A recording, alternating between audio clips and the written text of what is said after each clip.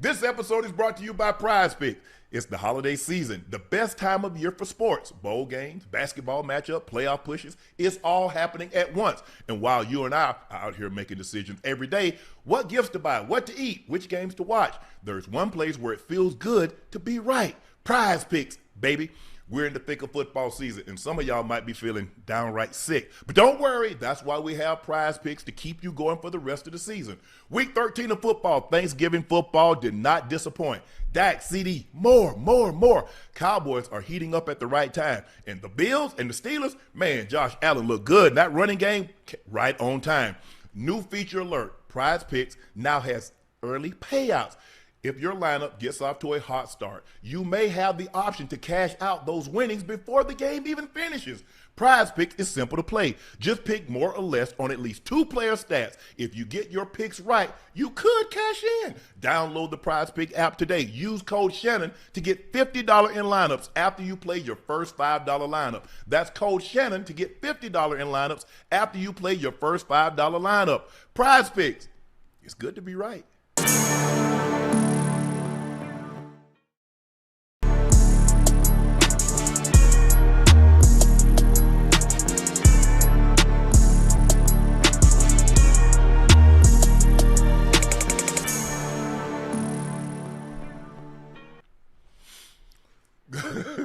Good evening, ladies and gentlemen, and thank you for joining us for another episode of Nightcap. Y'all know who I am. I'm your favorite Unc, Shannon Sharpe, one of the happiest men on the planet currently. And that is my partner and co-host. That's Liberty City's own, the Liberty City legend, Bengals Ring of Fame honoree, a former Pro Bowler and an All-Pro. He's Chad Ochocinco Johnson. Please make sure you hit that subscribe button. Please make sure you hit the like button. And go subscribe to the Nightcap podcast feed wherever you get your podcast from. Ocho and I would like to personally thank you for your support and your continued support, because all the things that we've been able to accomplish thus far is because of your eyes, your ears, and your word of mouth. All the awards being high ranked on YouTube and other platforms, and that's all because of you. None of this is us. We just come do what we love to do, have a good time doing it, but you show support. You like, you retweet, you tell everybody to watch Nightcap, and we can't thank you enough. So again, thank you for your support and your continued support.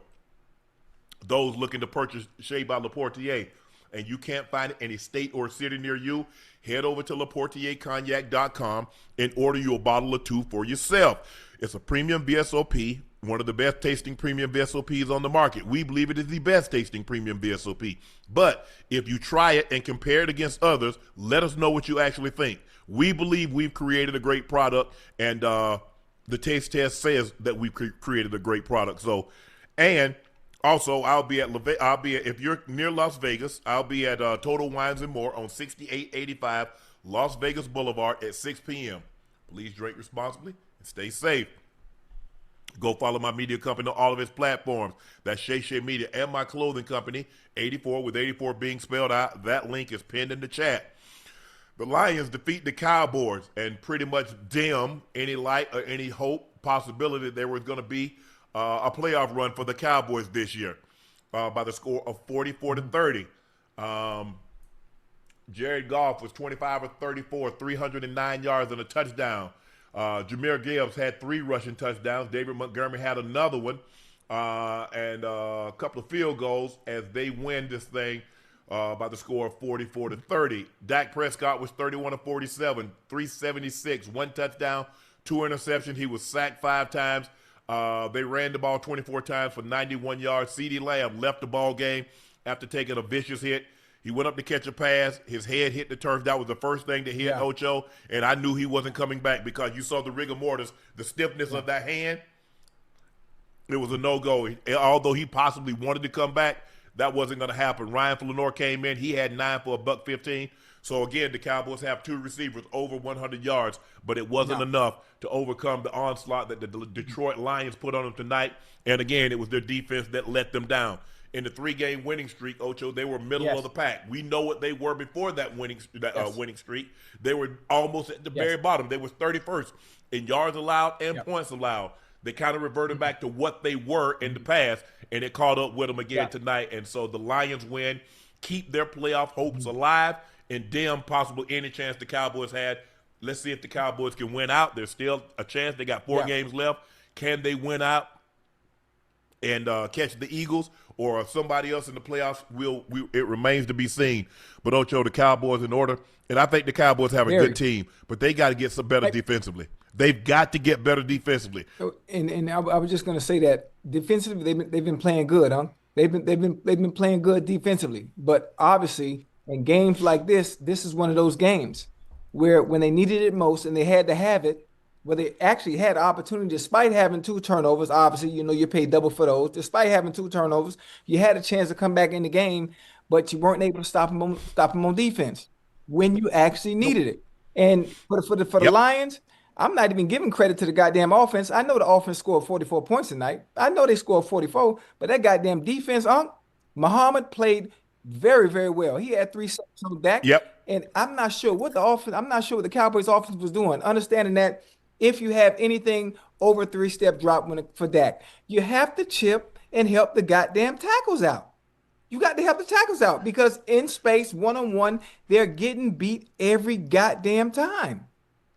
It seems like they were doing that with Hutchinson, but they forgot about Muhammad on the other side. Because if you noticed, Ocho, they were doing a lot of chip, a lot of doubling on Hutchinson, but they were leaving Muhammad single block. And he made him pay.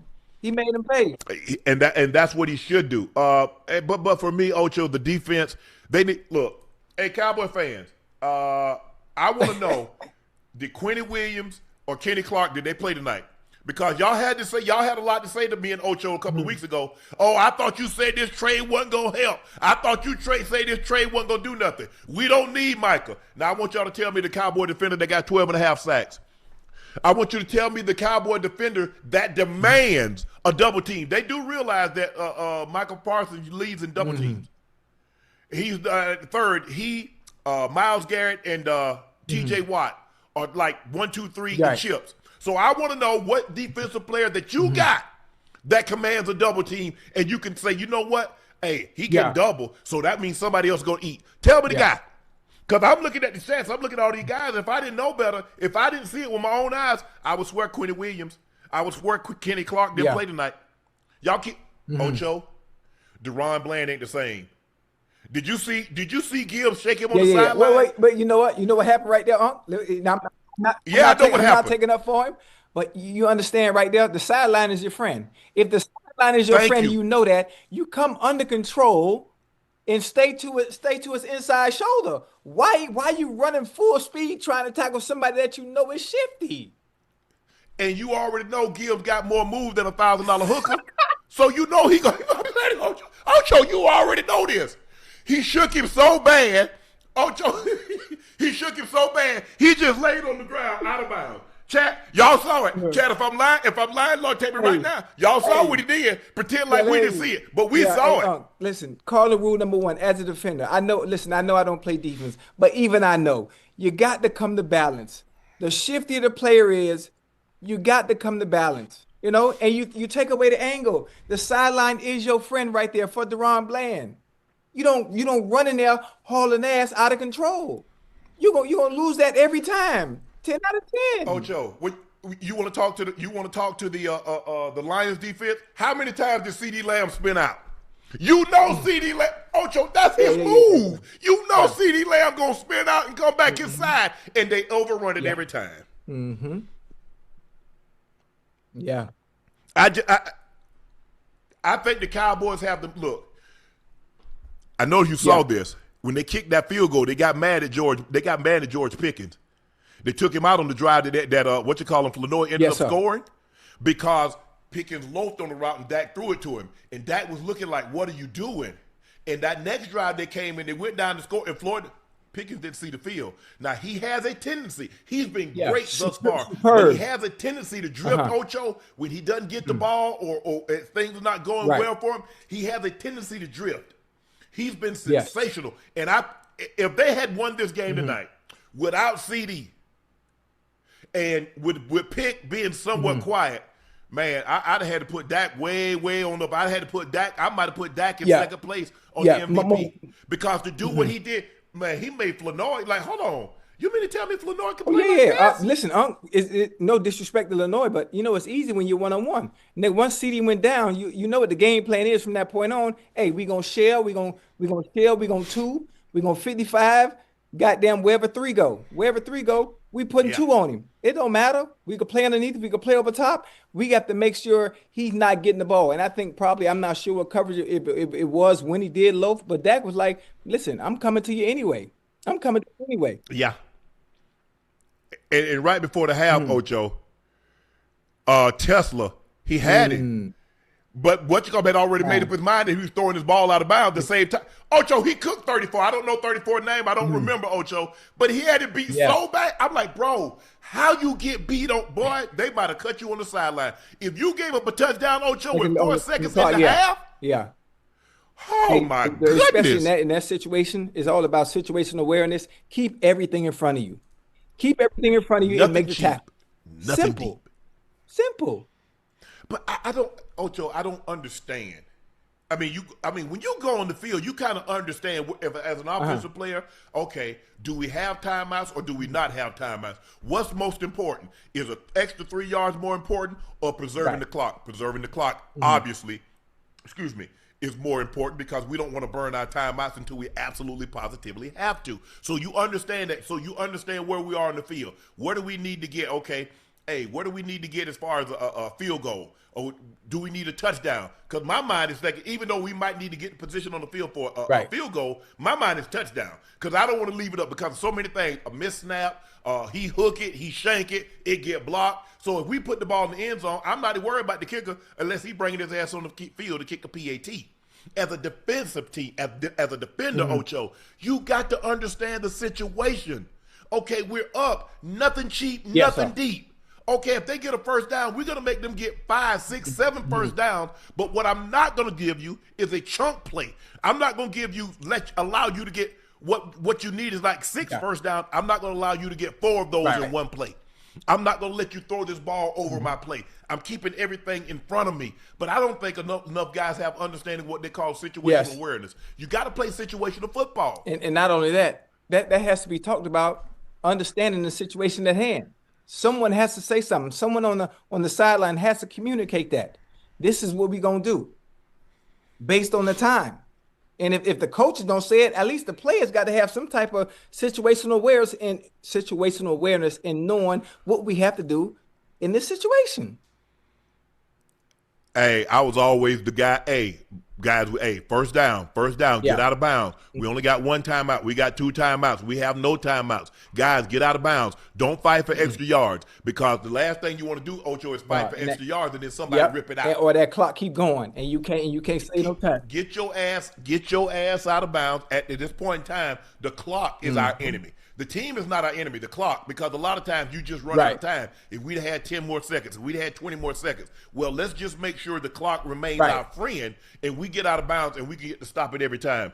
But look, when I look at the Cowboys, now everything is really contingent on being able to keep CD. But, Ocho, they got some issues on defense.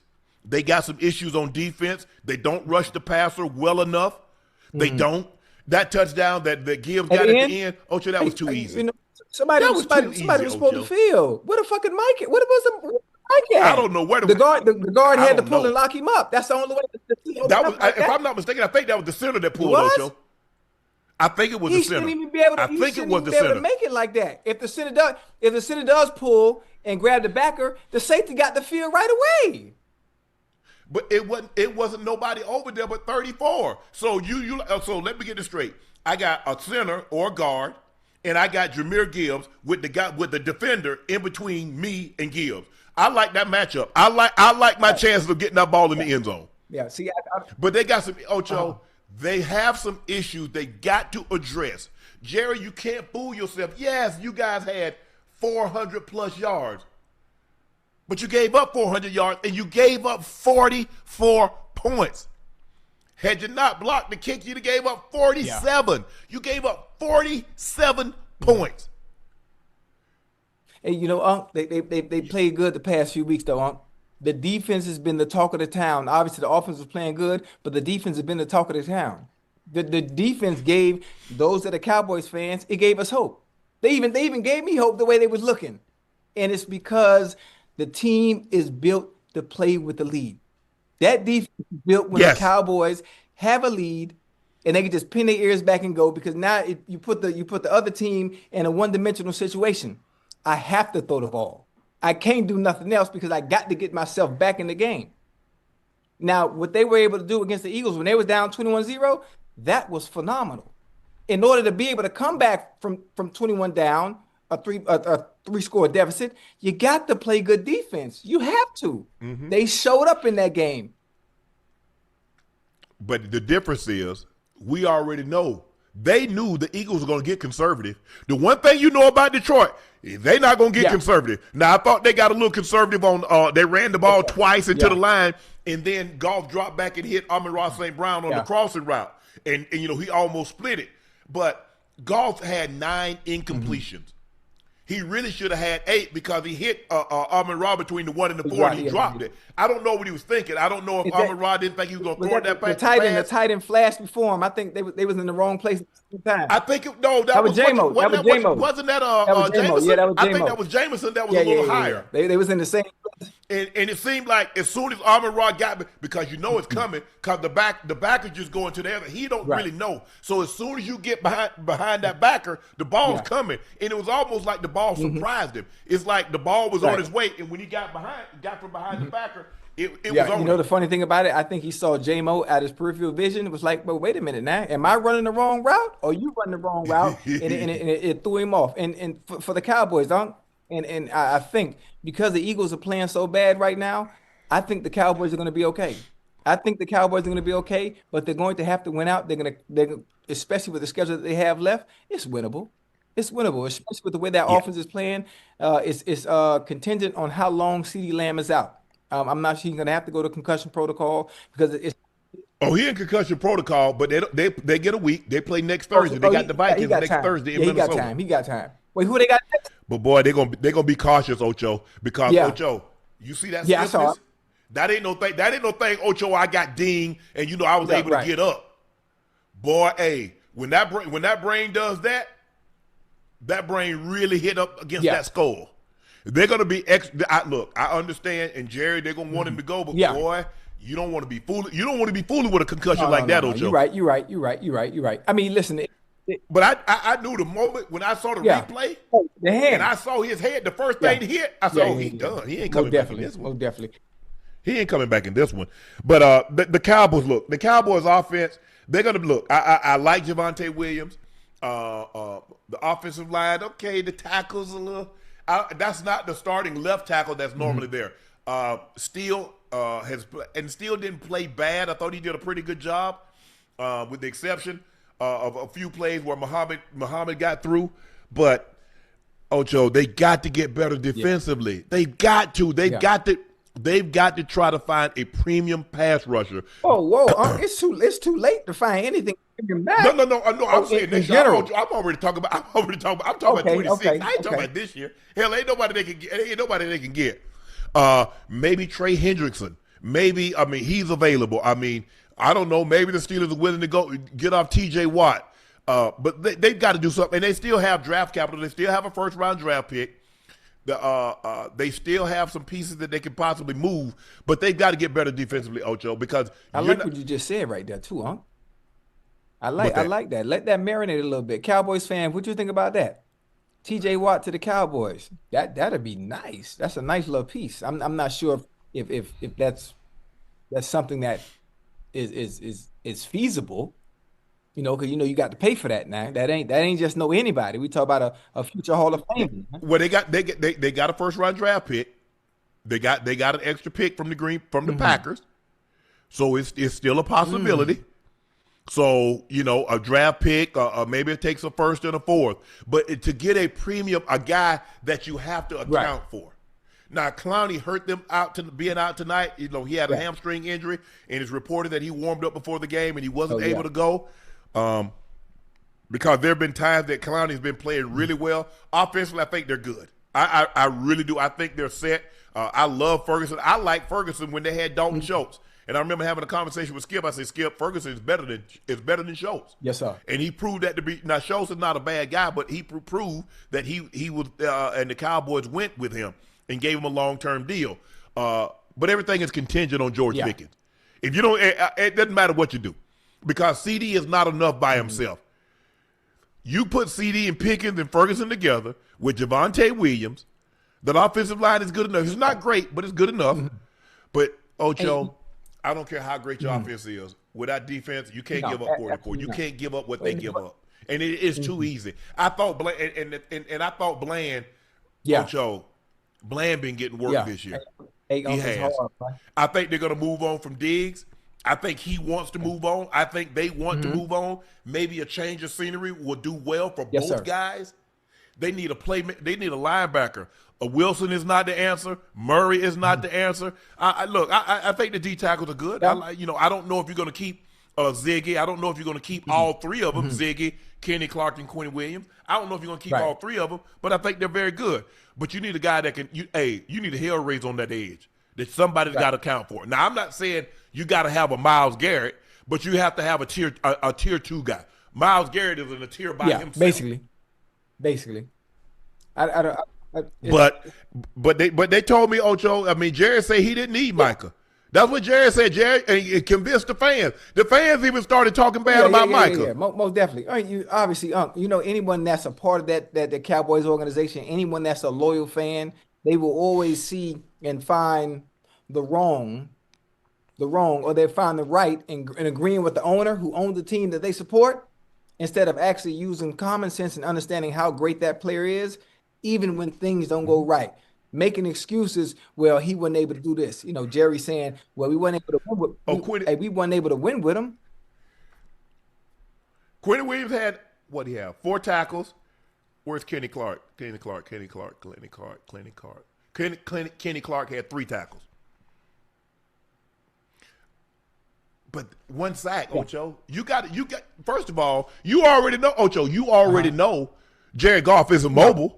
You got to get him off that spot. You can't let him just let his back foot hit and throw it. He going to pick your ass apart. I think if anybody was going to get him off his spot, if anybody was going to make him uncomfortable, it would have been young Bull. God damn it. His hamstring. Jadavian Clowney was hurt tonight, and I don't want to be disrespectful and say he's their best pass rusher, but he's been the most consistent. Maybe not getting sacks, at least adding pressure on passing downs where it mattered most. Yep, you're right. And tonight it didn't happen. And look, you're going to play extremely hard, but this one hurt. Yeah. This one hurt, Ocho. This one really hurt because you really could have put some pressure on the Eagles and a lot of other teams in the NFC. Yeah, most definitely. How bad do you think it hurt them? Being that other. They got a 5% chance. Let's see. The Eagles, because here's the Eagles. Who the Eagles got next? How many? The Eagles have 8 wins. So the Cowboys. Theoretically, they still could catch the Eagles and win the division. They went out and the Eagles go 2-2. I don't see the Eagles continue to play bad though for some reason. I just don't. I see them, even though we're in week 14, 15. I don't even know what goddamn week we in. I see them turning around and making the plays offensively and defensively when it matters most. Defensively, they didn't look too good last game. They didn't look good too good. But how long is that going to happen? Well, you know what comes out, right? Carter's out. He had procedure on his shoulders. Yeah. Mm-hmm. So that back end is solid though. Even with Jalen Carter being out, the back end is solid. Who the Eagles got? Who the Eagles got next? But Ocho, I will say this: I don't know if I've ever seen a call what Ferguson got called for. I've never seen that call before on the receiver. The swim through. All he does. What is the referee looking at? I don't know. In order, when you change in direction and some, when you heard the Eagles have the Chargers on Sunday. Oh my goodness! And they still, don't they have the Commanders again, and they have the Giants again, right? No, the Commanders twice. They have the Commanders twice. Chargers, Raiders, Commanders, Bills, Commanders. Okay, they got the Commanders twice, and they got the Raiders. Okay. And the Bills. The Raiders, that's a win. The Chargers is a very good game. You're going to have to put some points up. You're going to have to put some points up. Mm-hmm. I don't know. It's And then you got two Commanders and the Raiders. I mean, the Commanders. It's Jaden Daniels. And you got the Bills. And the Bills got to fight hard because they're three games right now behind the Patriots. They lose another game, the likelihood of them winning that division, so they got to fight for a wild card. So they're trying to do everything they possibly can. Like I said, the call that was I didn't think the game was officiated too well. I mean, Pitt can't get that. I mean, Pitt, I get you gonna get his face, but you got to let it go. Ocho, you got to let it go. Ocho, you out here like this here. You got the man face, man, Ocho. Everybody can see this. Your arm extended, the man head down. Yeah. Dang. Yeah, right. Right. And you gotta make that quick. yeah. If anything, open that thing up like this. Yeah. Let it go. Yeah, hey, but he grabbed it. So I thought Dak was playing well considering that he lost CeeDee Lamb.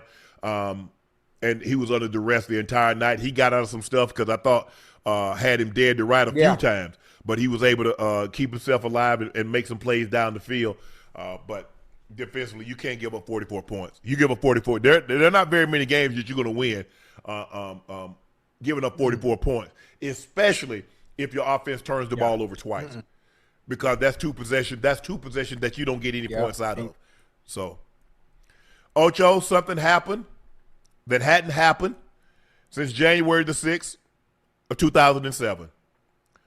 LeBron James did not score double figures.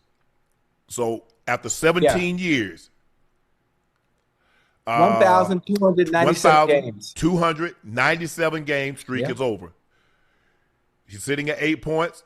He had the ball in his hands. He had a chance to shoot the game-winning shot. If he makes it, he gets 10. If he misses it, it goes into overtime. But what does LeBron do? What LeBron done has done his entire career. He always makes the right play. They double AR because AR had it going tonight. He had 44. Yeah. He had 44. The ball swung. The ball get to LeBron. He drives the ball. They come. He swings to Rui in the corner and for a wide open shot. Now, see, everybody's going to say, hey, good job, good job. But if that was who, I ain't going to call there was two players, they'd have took the shot. But LeBron James has always made the right play. He's gotten criticized by some of the greats, saying, look, I know that's the right play, but in that situation, you being the best player on the court, I want you to take that shot.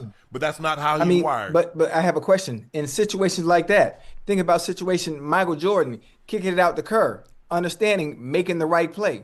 I think it's about having awareness and when you're supposed to take that shot and when not. There are times when being the best player on the court, you take that shot. You take it. But if you don't have a good look, it's no need to force a shot when you know visually and you can see out your peripheral, okay, I got Ruby sitting over there in the corner. I'm going to drive. I'm going to draw everybody to me. And I'm going to kick that thing out so we can get a clean, open shot that he can hit to win the game. And the fact that people criticize LeBron for making the right play is that's the funny part. It makes no sense. I think the thing is, Ocho, maybe, who knows? I still think he makes the right play. But he struggled from the field tonight. I think he was 3 of 17. So he didn't have it going tonight. The last time Bron scored under 10 points, Twitter was less than a year old. Bronny was 2 years old. George W. Bush was the president. The iPhone didn't exist. Instagram didn't exist. Harry Potter series wasn't finished. Kevin Durant wasn't even in the NBA. Nick Saban had just left the Miami Dolphins. Well, goddamn. Let that sink in. That's how long ago it's been. 1,297 games. Hey, what year was Nick Saban with the Dolphins? I remember him there because I remember the story. 2007, right? Hey, please tell me you heard the stories about Junior Seau and him having problems with all the players with at the Dolphins because he was very strict. It's coaching style. He got to coach. He got to coach kids. Hey, Unc, but Shannon Crowder told me some goddamn stories, boy. I'm talking about I was in tears. I'm talking about Ronnie Brown was there also. That's when they was running. I think that's when they were running. Wildcat. Was that the Wildcat when they was running the Wildcat or the next year? But anyway, LeBron James was 4 of 17, 0 of 5 from 3. which tells me he wasn't aggressive, Ocho. You know why I say he wasn't Yeah. aggressive? Not one free throw attempt. But he did have 11 assists and no turnovers. AR had it going 13 of 21, 5 of 11, 13 of 15. He had 10 assists, 5 rebounds. Damn. Remember, I told y'all Austin Reed's going to be an So all-star you this year. think he'll make he's gonna make the All-Star? Absolutely, 1,000%. He's averaging like 27 points a game. Jeez. And they're the number 2 seed And in the I West. have a question. Is he able to average that much because LeBron is taking a back seat and role and Yes. facilitating the ball as opposed to picking and choosing when to take over games or when to hurt himself? With him and Luka. Yes, because the ball is mainly in him and Yeah. Luka's hand, and LeBron is playing off Right. the ball. So it's not very often that you're going to see a guy that's as credentialed as Yes, sir. LeBron be the third option. But he Well, I mean, I guess Kareem theoretically was the third option by the time they got to with him and Magic and Worthy. But look, it's been a struggle for him. I think the thing is him not being able to train this offseason Right. like he wants with that sciatica, missing as many games he did. He can only miss 2 more games. So I think it's out of his, like, he knows he can only miss like another 2 games in order to be an all NBA selection or make any of the Right. teams. I think that's out the window now. I just think the thing is, and he's probably this is going to be the first year that he averages under 20 points a game. He'll probably be somewhere around 16 to 18 points a game, and I don't see him much. I don't see him playing past No. this year. I mean, I don't. listen, I wouldn't make that call, this early. You have to remember, it's still very early in the season. And the fact that he wasn't able to have training camp, he might be bringing himself along very slow. Understanding that Reeves and Luka can carry the goddamn load and can pick and choose when he wants to insert himself into the game. And the fact that he has a self-awareness to not allow his pride or his ego to get in the way and being able to facilitate and picking and choosing and allowing the game to come to him. If the shot is there, I'm gonna take it. If I'm out of rhythm like I was tonight and I wasn't able to get my shot flowing, I'm gonna get everybody else involved. Most players, obviously those that are hungry, they gonna shoot it and keep on shooting no matter how many times they miss. Well, he shot 17 times. I mean, he had the second most shot attempts on the team. They just wasn't falling tonight. And his shot hadn't been there with the exception of maybe a handful of games, that game that he had 25, the shot. But other than that, it's been a struggle for him to find a rhythm, to get into a rhythm. Because, look, Luka's dominating the ball. Luka's normally going to take about 10 to 12 shots in the first quarter. If you notice, Luka always gets off to a hot start. He's averaging somewhere between 16 and 20 points in a quarter. So he's getting a lot of the shots. Austin Reeves getting a lot of the shots. So it's kind of hard. He can do it. Like you said, the most important thing is for them to win. But it's tough. And look, I'm old enough to remember. I remember, excuse me, chat, when Jerry's streak got broken, consecutive games of passes. He was in Seattle, and it was sad. And he still holds that against Bill Callahan because he felt Callahan could have gave him an opportunity. What was Jerry's streak? Like 270 games? I think it was like 270 games. I don't think anybody going to break it.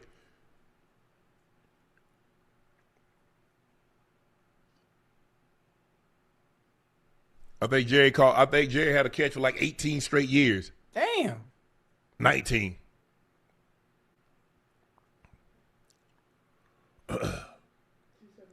$200. Think about it, Ocho. He caught a pass in 274 consecutive games.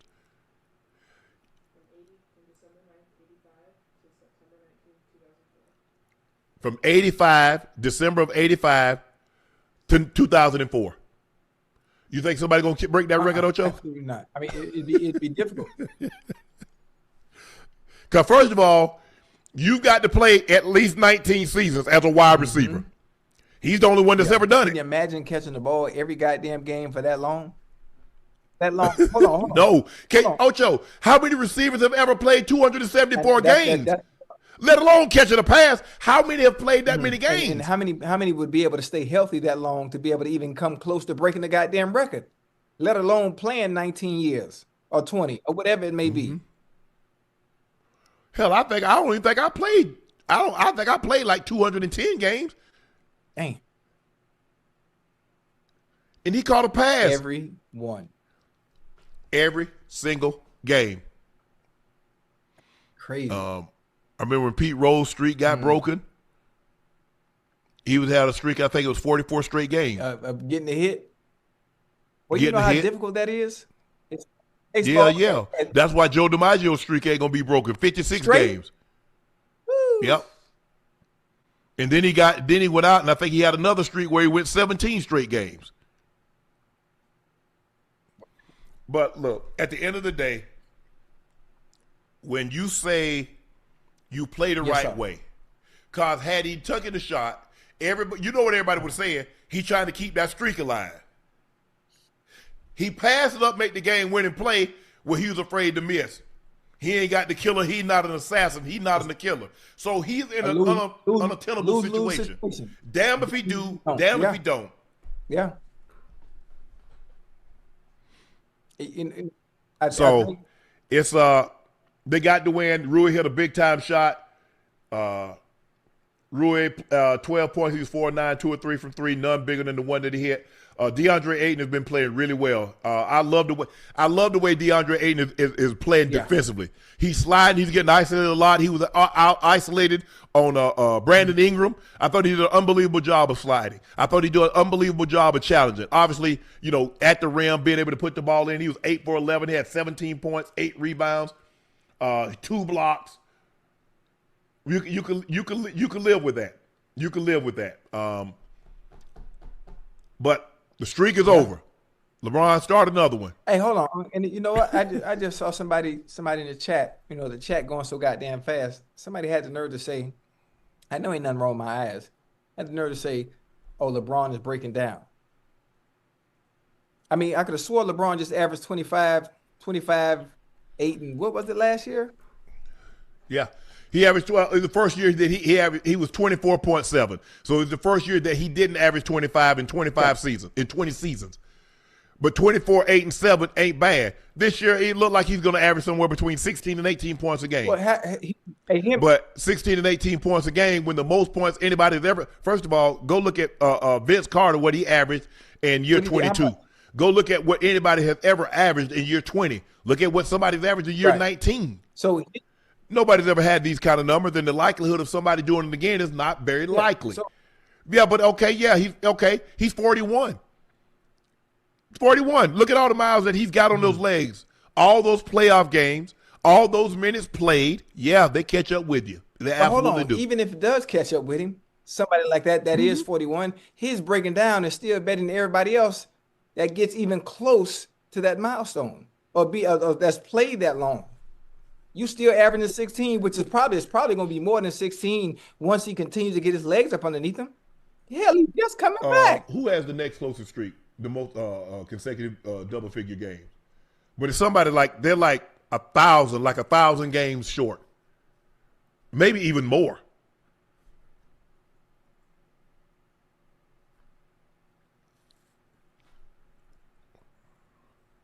Cooper Flag was 15 days old.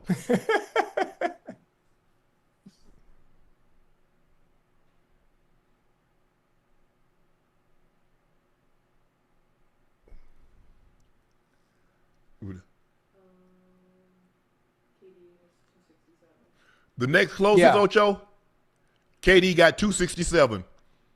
So KD is 1,030 games. You think KD's going to be around to play another 1,030 games? Well, that's tough, huh? Well, that's tough. That's 13 more years. So he'd have to play 31 seasons. And how old KD now? What, 30 what? He ain't played another 13 seasons.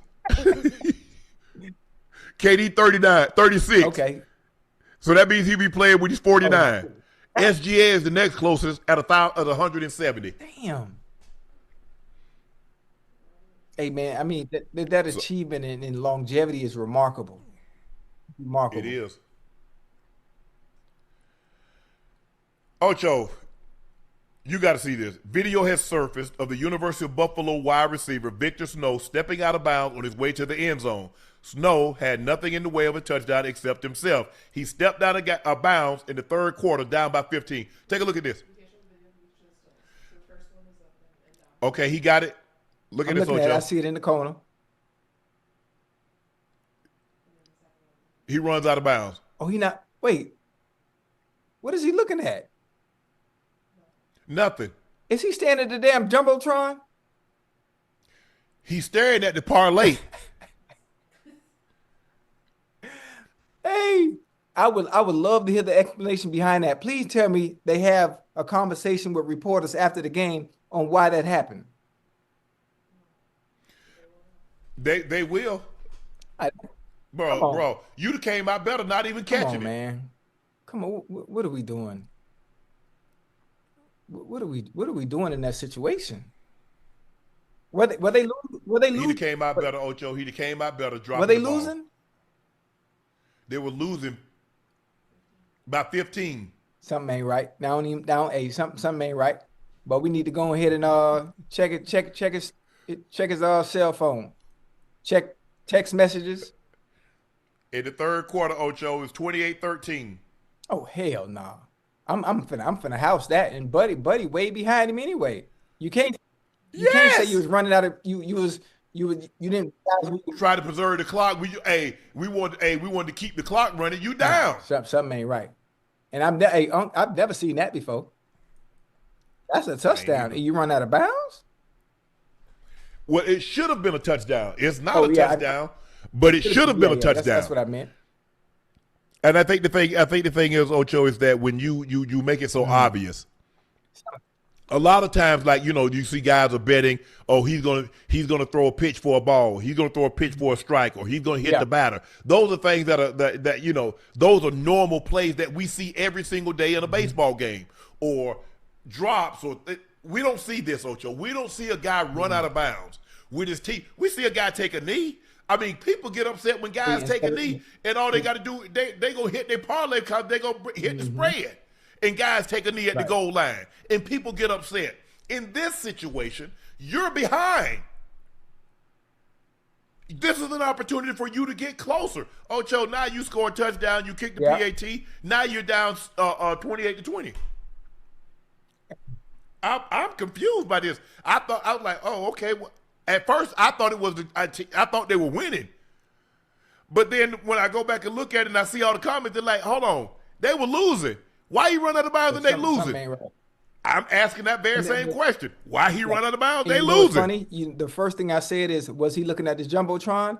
Because looking at the goddamn jumbotron and looking up, that's the only way I can see you actually losing, awareness of where you actually are on the field. Ocho, he on the left side. Ocho, he on the left sideline. The jumbotron this way. I can see if you're on the right side and you looking at the jumbotron, and but you look at your eyes carrying you this way, so your body's not going to drift out of bounds. And if you look at Ocho, he puts the blinker on. He turns and runs out of bounds. Yeah. He point shaving, huh? Ocho, and the thing is, he ran out of bounds and quick and turned around and came back in. Like, even his teammate grabbed him like, bro, what you doing? Chad, I know y'all saw it. Y'all saw his teammate grab him like, bro, what you doing? 86. I wonder if they scored on that drive. I don't know. But I know I'm surprised the NCAA or the FBI ain't had a conversation. Oh, they're gonna have it. They're gonna have it. They're gonna have it. They definitely gonna have it.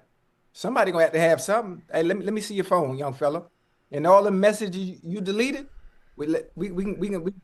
Oh, you can't delete nothing. We can get them back. Don't worry about it. Yeah, all that's in your iCloud.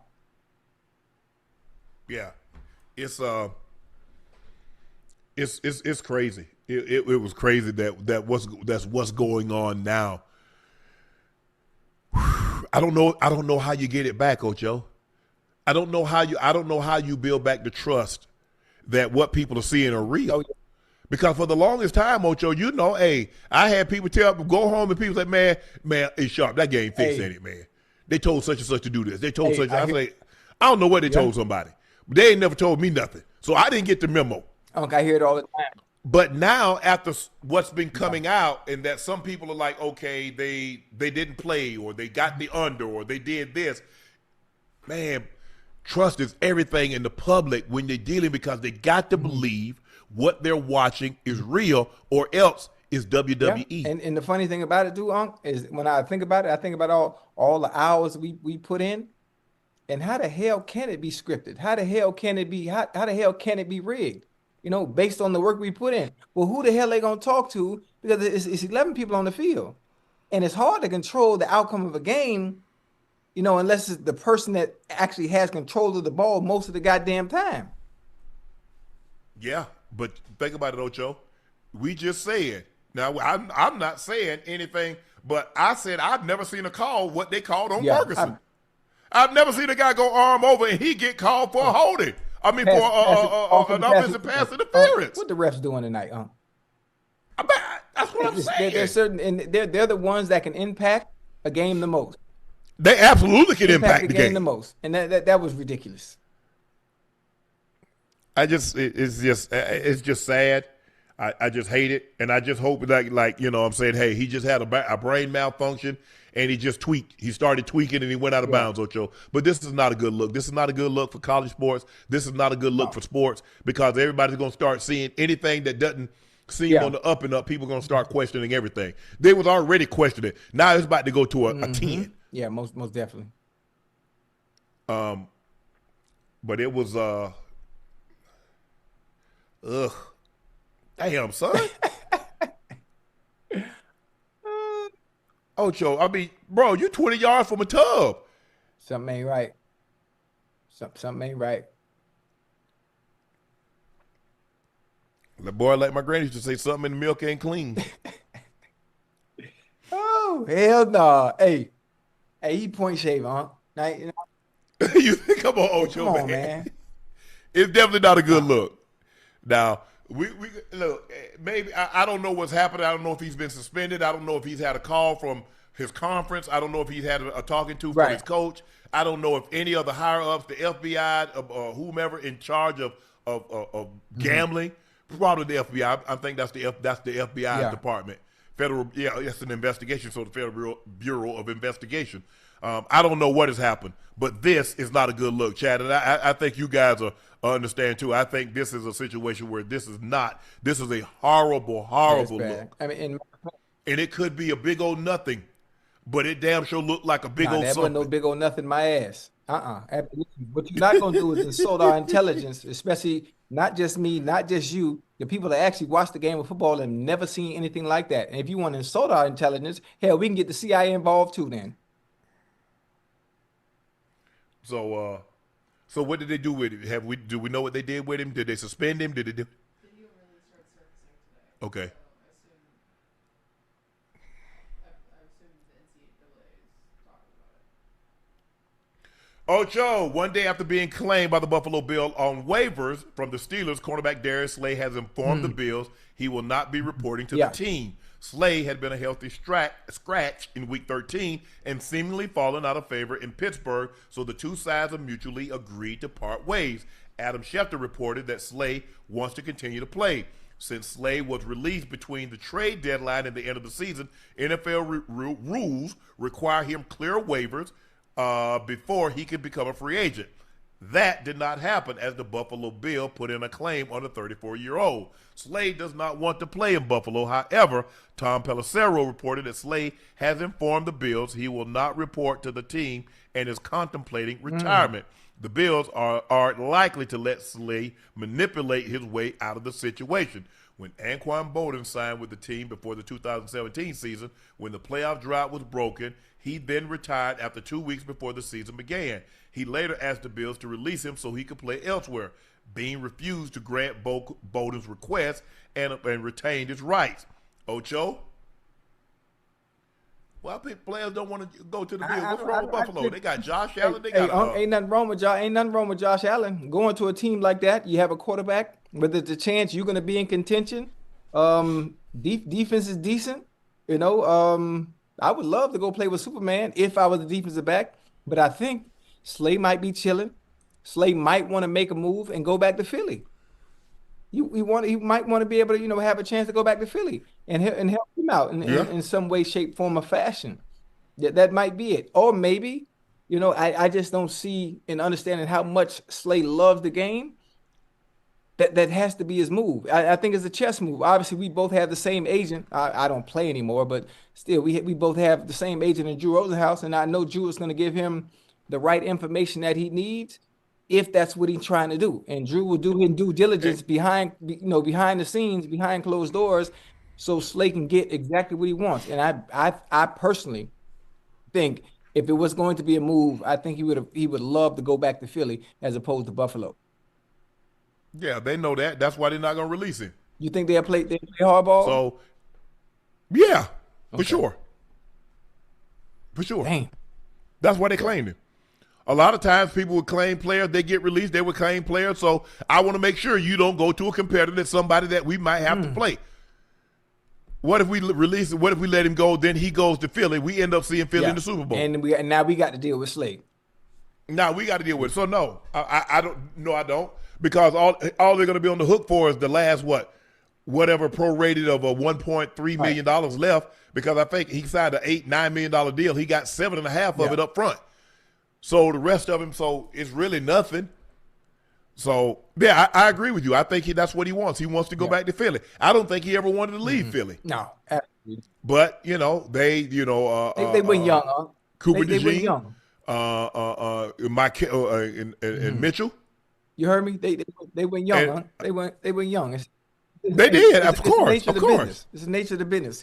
I think Slay is still a very, very good quality corner. Very good quality corner. And having that veteran presence in that locker room, honestly, for me, I wouldn't want him to leave either. I wouldn't want him to leave. But defense has been playing well. Hopefully. You can only play so many people. You got a quarterback on a big contract. You got both the receivers making big time money. Look at your offensive line. Look at how much Lane Johnson, Mailata, Dickerson. Look how much money they're making. Hold on. He has a team friendly contract though. He didn't at first. Yeah. They released him. That's why they released him. Right. Yeah. And so now we got guys coming, and they had to resign Bond. Yeah, they did. You got Jalen Carter coming up. You got Mitchell coming up. You got Jordan Davis coming up. You know what I'm saying? You got Mitchell. You got DeJounte. You got Ocho. You can't keep everybody. As good as you draft, you're not. I don't care how much money you got and how much you want to keep everybody. You're not going to be able to keep them. You're not going to be able to afford them. That's my dog. Hey, wait a minute. Well, maybe Slay might come back next week. He might come back next week because the Bills do have to play the Bengals. You know, I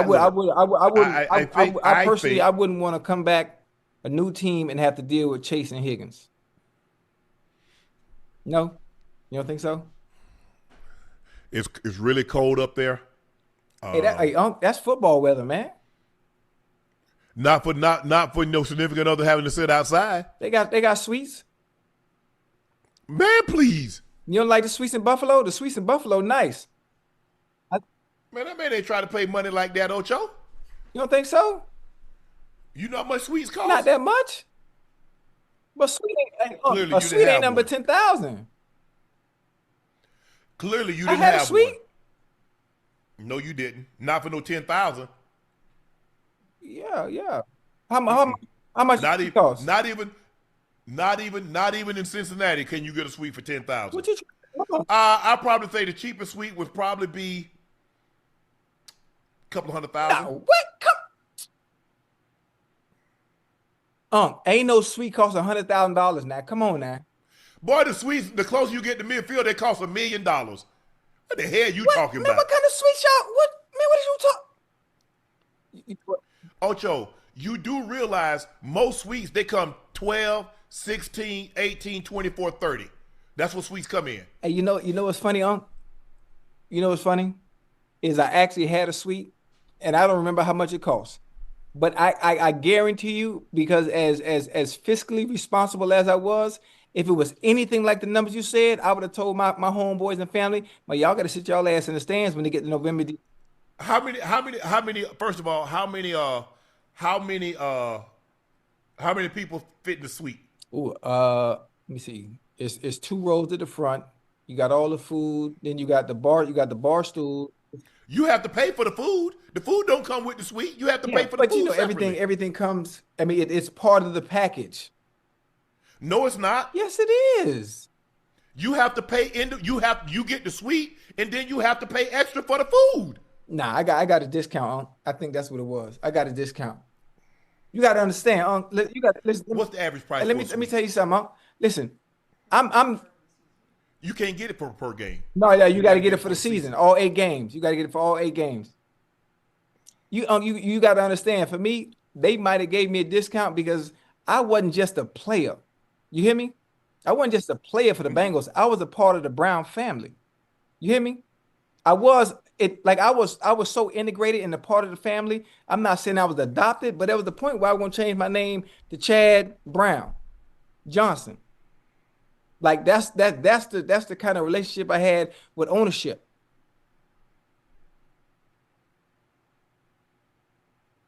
It says on the low end for the Raiders for like 75K. I can't wait to hit these numbers. And it goes higher.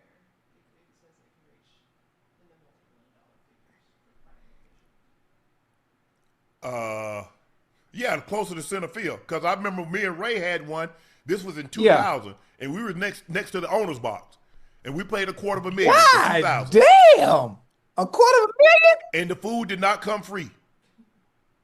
Oh hell! Hey, I like this. Oh, I like this. I like this topic right here, boy. Hold on. I like this topic.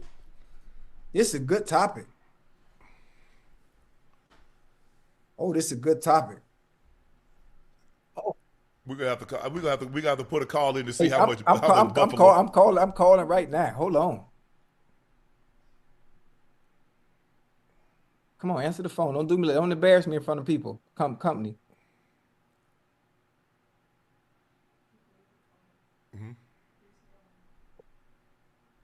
Oh, he embarrassed me in front of company. God damn, TJ. Because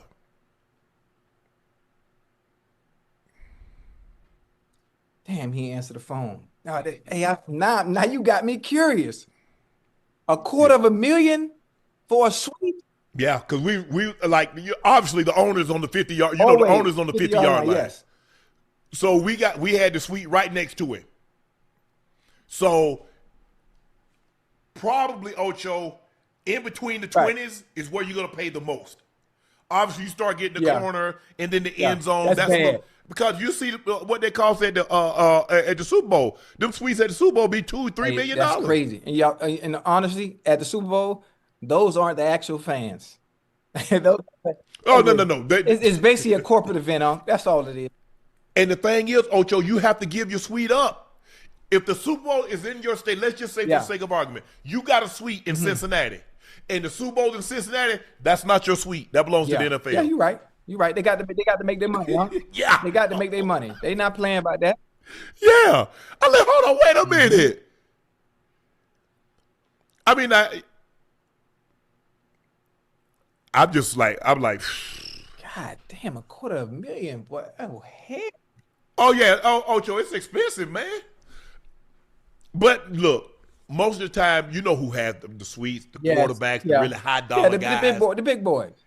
And you don't want your wives, because when I was there, the only guy that had a suite was John. When I was in Denver, the only guy that had a suite was John.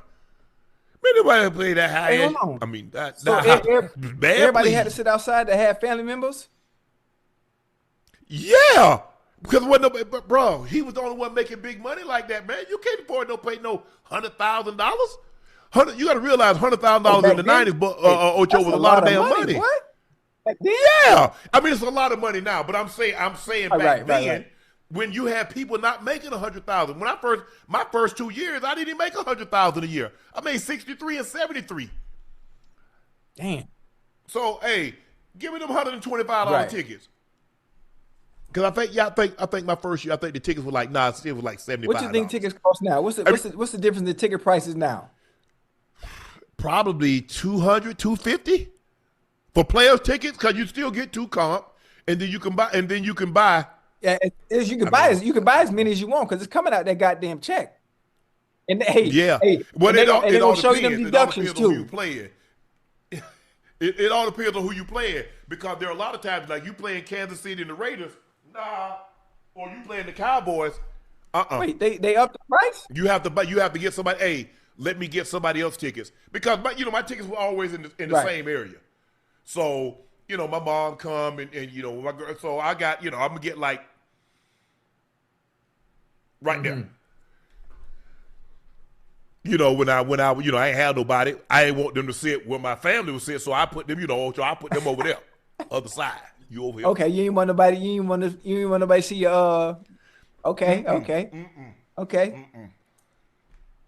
Where your mama said, don't worry about that. Don't worry about that. Don't worry about that. Yeah. You not sitting with her. Hey, So that's damn, what, hell nah. Okay. Now everybody can't get that privilege. No. Oh, so no, you not the type when you dating somebody, everybody meet your mama? Hell no. Okay. Well, that's very important because your mama tell you about your girl, before anybody else. She knows she can read I'm her. trying to think. Once I met Cookie in college. She met, yeah. But it takes some nowadays. You ain't just finna meet off the rip. Meet off the rip because your mama gonna tell you the truth. And baby, this ain't the one. That ain't happening. Yeah, okay, I got you. Well, because that might, Ocho, it just might be just a convenience store. We just stopping to get some candy. The funny thing about it, you heard what you just said. It might just be a convenience store. What? Your mama let you know that's the run it's gonna be. She gonna know. I already knew that. I don't need mom to tell me that. I don't need mom to tell me that. I knew that going in. Okay, my bad. Let me get out your business. My bad. But but everybody wanted to go to the game because Broncos been sold out. Broncos got the second longest sellout behind the Washington team. So tickets ain't easy to get. Everybody can't get tickets going to the Broncos game. And so is it still like that right now? Even especially now that y'all winning. I know the tickets price is crazy. But the Broncos been sold out. I mean, the Broncos been sold out since, I don't know, 70, 75, 77, something like that. It's been sold out for damn near 50 years. God damn, y'all fans loyal. Oh, Cookie. But I mean, look, I'm sure she told she's told people. Nah, but she would really like the first girlfriend my mom met. My mom met at the game. She get there like, oh. Hold on. I said, Mama, you gonna be sitting next to my girlfriend. Okay. She said, okay. Oh, tell us more about Cookie, huh? Nah, ain't nothing to tell. Huh? Ain't nothing to tell. Story time. We got plenty of time. We got 2 hours to go. Nah, we ain't got no time to tell. Nah, Hey, I know. Hey, I can tell you like her because every time I say Cookie, you start blushing. Nah. I see you. Okay. I already told you about Cookie. I told you I watched her for like 2 weeks. Come in the cafeteria by herself. I mean, she had some girlfriends because I knew one of her girlfriends was a cheerleader. So I knew her girlfriend for a couple of years. So when she got there, I was a junior when she was a freshman. And I watched her go into the cafeteria by herself. She'd leave, walk back to her dorm. The girls' dorm, the freshman dorm was Lockett Hall. I watched it because I watched Ocho. I'd be in the bathroom. I go in the short hall, and I'd be looking at the bathroom with her. Okay. Hey, can I tell you something real quick before you finish? This sounds like some love and basketball shit. Yeah, I like that. I don't know about no love and basketball, but Ocho, I sit and watch it just like this here. Damn. I'm just waiting. I said, I know she got somebody. I know somebody. Right. So you know what? I never forget that day I was like this here, Ocho. I said, shit, I'm finna go. I hit that door, open that rat out there. I said, hey. I said, hey. I said, what's your name? Okay. She said, my name is, I was going to call her Cookie. But she said, I was like, hey, you got a boyfriend? She said, no. Nah. I say, where you from? She told me she's from Brunswick, and she's from Jersey. Said, okay, Brunswick, Georgia. My bad. Okay. Yeah. I said, okay. So we talk. I said, I'll see you around. She said, okay. Oh, what? She was like, what's your name? I said, Shannon. She said, Shannon Sharpe. I said, yeah. She's like, okay. Oh, hey, Unc, you in there? Hey, Unc, you was in there because she already knew who you were. Yeah. Hey, when you said Shannon, she's like, oh, Shannon Sharpe, you already know your game. But everybody knows Shannon. Okay. That's not the whole. So I watched it. So next day I see her at class walking in the hallway. I said, hey, how you doing? She said, hey. She smiled. I said, okay. But I had told my roommate at the time. I had already told my roommate. I said, that's gonna be my girlfriend. He say, the light skinned chick with the short hair. I said, yeah, Wait, hold on, yeah. Unc, she was light skin with she gonna short be my hair? girl. Hold on, Yeah, like yeah. the little pixie cut, like with the little curls. Oh, like in the 90s. Oh, Unc, tell me some more, Unc. Hey, but it's getting good. And so I said, you like football? She said, it's okay. I said, you need to come watch me play. Ooh. She said, okay. She said, what's your number? I said, I ain't telling my number. I said, I'll be real easy to spot. Let's go, boy. You were talking spicy, Unc. That's what I'm talking about, boy. I said, I'll be real easy to spot. You'll know who I am. Right. Hey, I say probably the first 2 to 3 minutes of the game, there'll be no doubt which one I'm at. Hey, boy, talk your shit, boy. So, man, and that's how it started, and Hey, But and everybody knew I was for real Right. about her, cause at that point in time, Uh-huh. Ocho, I said, I need you to do me a favor. She said, what you doing? I said, man, they be tripping with the washing machine, the dryer. I said, people be stealing your clothes, they be taking your stuff out. I said, can you take my clothes to the laundromat? Ooh. She said, okay, sure. She said, but I don't have no car. I said, you can take my car. Hey, right, hey, Unc, that's how you go fishing right there, huh? You hear me? Huh? Hey, wash my Joe, clothes for me, because people be stealing it. Unc, you threw the bait out there, and she bit quick. You reeled that thing right on in. did. What? I know that did. game. I used to use that line too. Yeah, man. So I gave her the keys to the car. And ain't man, Ocho, how we stretching, and all of a sudden my car, now I got a 300 Yeah. ZX, T-tops. How she gonna come by football practice with the windows down, the top out, and blow the horn? Hey, Unc, let me tell you what that's called, Unc. Let me tell you what that's called. You know when you walk the dog, right? You know when you walk the dog, what's the first thing the dog do? They go, they find their territory, and they pee. Pee She on was it. marking Yep. her territory. She letting the boy know. She marked it. Boom, y'all stop trying to holler She at me. You marked it. see where I'm at in the T-top with the PC cut. I know she probably Yeah, had on man. some shades too. Okay. Yeah, her and her girlfriend. Yeah. Hold on, Her and the girlfriend, Hey, yeah. what you think about rekindling that flame though? Nah, bro. No? You don't think so? Nah. But listen, the story is so good. But Ocho, look here, man. After the game, Yeah. Ocho, we go out to eat. We go to Ryan's. We go to Yeah. the movies. My brother give me like, if you score a touchdown, I give you $200. You get 100 yards a game, I give you $200. Blah blah blah. So I have 200 yards, 3 Yeah. touchdowns, 4 touchdowns. Man, I'll be straight. So I'm going off campus. We go out to eat. We go. I'm at Applebee's. I'm at Chili's. I'm Ryan's. I'm everywhere. Carrie Hilliers. Got to go to the hotel. Got a hotel. Whoa. I'm big You was at the hotel too? Yeah. Hey, boy, I like this story, boy. Yeah, my mom, you look. My sister, but the thing was, Ocho, it didn't really dawn on me. It didn't dawn on me. My nephew had got sick, so he was in Augusta, at the hospital in Augusta. And my sister's like, I got to go to the hospital. I got to take Dietrich to the hospital. That's my nephew's name. So this was probably March or April. Because at this time, Libby had, Libby met her? No, Libby hadn't, I don't think Libby had met her. But anyway, so I drive, I say, well, look, I got to go to the hospital. My nephew's in the hospital. She's like, I'll go with you. I'm like, you sure?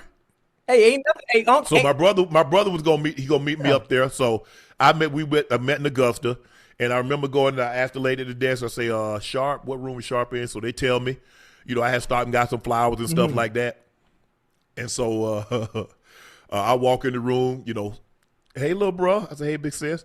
Hey, how you doing? She's like, I'm Libby. I'm Shannon's big sister. She said, hey, how you doing? She introduced herself, and we went to get something, and she said, She said, well, y'all can go and I'll stay. I'll stay right here. I'll stay in the room with your nephew, Shannon. I was like, okay. So we walking down the hallway. You and Libby. And Libby, Yeah. Libby elbowed me. Yeah. Spanking, I'm Libby in the middle.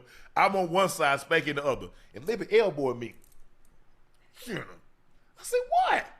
You know what? I said, what? She look at Spanky. Spanky. She stopped in the hallway, folded arms. She say, Spanky, who that girl look like? Who she look like? My brother's girlfriend. Oh, they look alike. They could be sisters. Right. I'm talking about everything. The way they were shaped, the way the haircut, the complexion, her teeth, everything. The way she walked, everything was a spitting. Now don't tell me they were twins now. They could have been doppelgangers. Right. If I didn't tell you, if they stood side by side, you couldn't tell they weren't sisters. I like this. This is a good story. Listen, ain't nothing like a supportive woman, especially when you meet them that early. She done went, hey, hold on. She done went and washed her clothes. She done went with you to the hospital. Huh? She done checked 2 boxes already. Now this is sounding like someone that I was young, Ocho. This sounds like somebody you can spend a lifetime with, and it's never too late. Nah. We can find her. Ocho, I was too young. I was too immature. And a lot of times, like in that situation, you have to understand. And what she didn't understand is that all her girlfriends telling her you don't need to be with him. And I told her, I said, all your girlfriends that's telling you you don't need to be with me, I guarantee you they would switch places with you. Talk your, hey, boy. I say, now you gonna let your girlfriends talk you out of a relationship? Stop playing now. You know, misery loves company. Misery loves company. But yeah, I was just like at that point in time, I was still so focused, and but I would drive down. I would drive to see her. I would drive in the middle of the night to see her. Come back because I didn't believe in that. I didn't believe in that. Mary Porter wasn't gonna let me. You know, they's like you can spend the night here. I was like, oh no, oh absolutely. Oh, hey, no, man, please. Mary Porter ain't gonna play that. Because she gonna say, well, baby, where you stay at last night? Oh, I stayed. No. That's a no. Hey, you cooking right now, listen, it's never too late. So back then you was immature. It is too late. It's been too late. Ocho, that's 30 plus years. Hey, it ain't never too late. We got to find Cookie, boy. We got to find. We gonna find Cookie. No, Cookie fine. Cookie, I know you're gonna see this, honey. Let's rekindle that flame. Man, look, do you know how many people gonna call her? Oh yeah, I guarantee she'll call my homeboy tomorrow. Cookie, come on now. Let's get this thing back right, because we got a double-decker wedding coming up in 2026. No, we ain't got no double-decker wedding. We already got Shay already got something. Oh, you got something in the works? Yeah. You got something cooking? Yeah. I mean, do you like Cookie? Because I like the story with Cookie. Are they supportive like Cookie? Yeah. Hey, hold on. Hell yeah. You should wash your clothes though. I got people to come over and wash my clothes. See what happens when you get money? See, y'all, you don't change. Or the dry cleaners. Okay. Ooh, you got money. You take your stuff to the dry cleaners? Oh, yeah. Hell no. Wait, you got absolutely not. Jason Kelce made some interesting comments about the difference between Shanahan offense and the West Coast offenses. Let's take a listen to what Kelce had to say, Ocho. I do think there's a reason, while there has been a lot of great offensive coaches that have come from the Shanahan tree and the McVay trees, not a lot of those has transitioned to the Super Bowls. And I think that if you look at largely the teams that have won Super Bowls over the last decade, most of them have been West Coast offenses that are pretty much grounded on a lot of the Bill Walsh and Andy Reid like lineages or pro style offenses. And I think part of that is like the scheme can be great, but it's going to be really hard to win a Super Bowl with the coach out scheming. At the end of the day, most of the Super Bowls are won with quarterbacks and players on the field. Teams that operate out a drop back pass more tend to win Super Bowls more because drop back pass is more important in close games and at end of game situations. And that's why I think the West Coast offense, while it's not as, as ridiculously interesting as some of the Shanahan principles and things, I think it probably translates when you have great players into more success at the end of the day. Hey, Unc, I like that a little bit. I like what he's saying. Obviously, Shanahan's system and the West Coast system, I think it all comes down to obviously having a combination of both. Having a combination of great players with the great quarterback. Because if you have a great quarterback, regardless of the offense that you are running, whether it's Shanahan like or if it's West Coast system, being able to manipulate that offense and knowing exactly what you're doing and having the right supporting cast, hell, anything is possible. Anything is possible. It all comes down to the person at the helm who has the ball in his hands the most in his decision making. That's what it comes down to at the end of the day. Scheme is great. Tactics is great. The system you're running is great.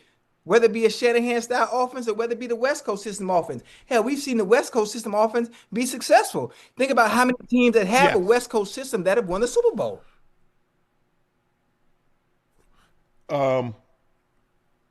The thing, look, in Mike's system, the West Coast system, they really use the short passing game as their run game. The true West Coast system, the way Bill Walsh ran it, they never had a Terrell Davis. They never had a guy that could hit his head, that could run the ball like that. And if you go back and study, you look at Green Bay. Green Bay, they had Dorsey Levens. If you go back and look at the West Coast, the very few teams have had a guy that could run the ball like we had with TD. And even though you go back and you look at the Broncos, even after TD, they had Mike Anderson and they had Reuben Drones and we had Clinton Portis and they had a number of guys. They weren't TD. And so if you look at now, McCaffrey, you see what they're able to scheme and how they're able to run the ball with McCaffrey. And still, they still throw a lot. We didn't throw the ball that much to the running backs. That was my job, Ed's job, and Rod's Foot's job to do the leg work as far as the passing game. Yeah, we threw a couple of screens, but we weren't a great screen team like the 49ers are with Kyle, like they are with McVay. We were not a good screen team. We were a toss it, hand it, weak side zone team. Stop it if you can. And then we're going to play action off of that. We're going to run boot. We're going to run fullback slide, drag slide. We're going to run overs. And we dare you to stop. You know what I do like, too, about the West Coast system, Monk? And for those that are in the chat, to give you a different perspective, especially when it comes to soccer, I want you to think about the Barcelona teams, the early days of Messi, when obviously they kill you with 100 passes, tiki-taka, tiki-taka, tiki-taka, tiki. That's what I think about the West Coast system, Monk.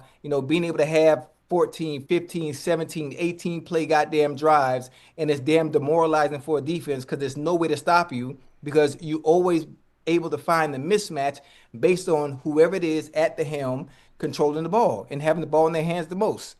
And when it's done the right way, when it's done the right way, it's the most beautiful thing in the world. The most beautiful thing in the world to watch. But if you look at it, you look at Andy Reid was in that system. Andy Reid, you look at because he came from Mike Holmgren, John Gruden, all those guys, Mariucci, all those guys was under Holmgren who came up on that system. Mike went directly to San Francisco and got that from Bill Walsh himself. And so you see all the guys that came from Shanahan, Kyle Shanahan, McVay, all those guys, LaFleur, O'Connell, all those guys. And so you see a variation of it. They do a lot of put their own spin on it, Ocho. But that's what it is. But none of them has really had a guy that can run the football like a TD. And so that's the only thing that's missing from the West Coast that I was in compared to what we see now. They throw a lot more. They throw way. The game has changed now. The game has changed now. Absolutely. So they're going to throw the ball more than we ran it. We ran more than we threw. Matter of fact, what is Mr. Campbell and the Detroit Lions? Is that not West Coast a little bit? I don't know. He was under Parcells, so he got most of his tutelage under Parcells. Okay.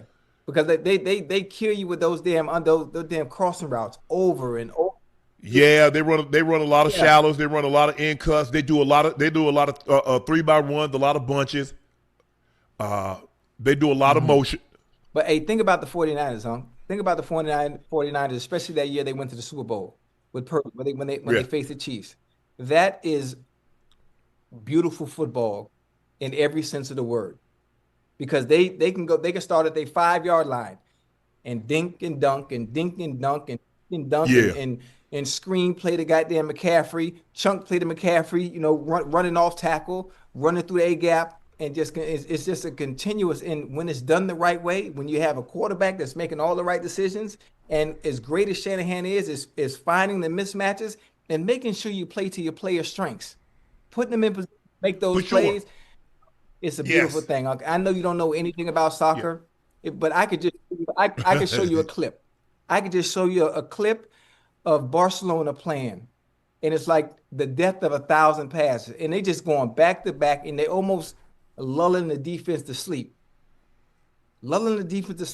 until the right time, and it's just before you know it, the goddamn goal in the back of the net. You don't know what the hell happened. Yeah. Tell me, Clinton Portis. Clinton Portis was unbelievable. He had way more talented.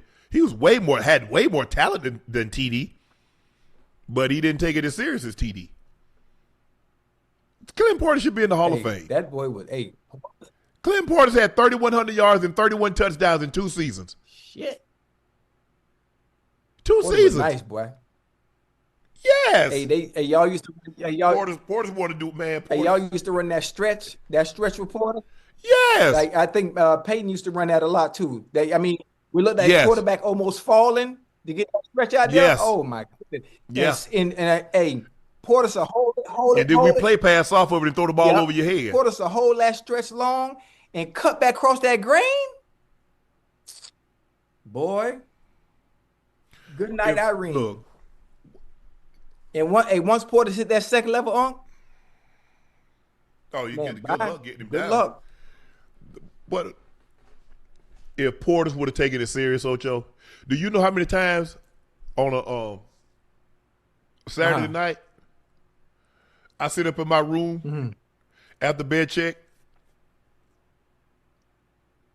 I see who's leaving. If I see who's leaving, who you think else see him leaving? Coach. That's why he traded him. Who's gonna trade a running back? Think about it. He's offensive rookie of the year. He goes to the Pro Bowl. The guy that he beats out for a Pro Bowl spot is LaDainian Tomlinson.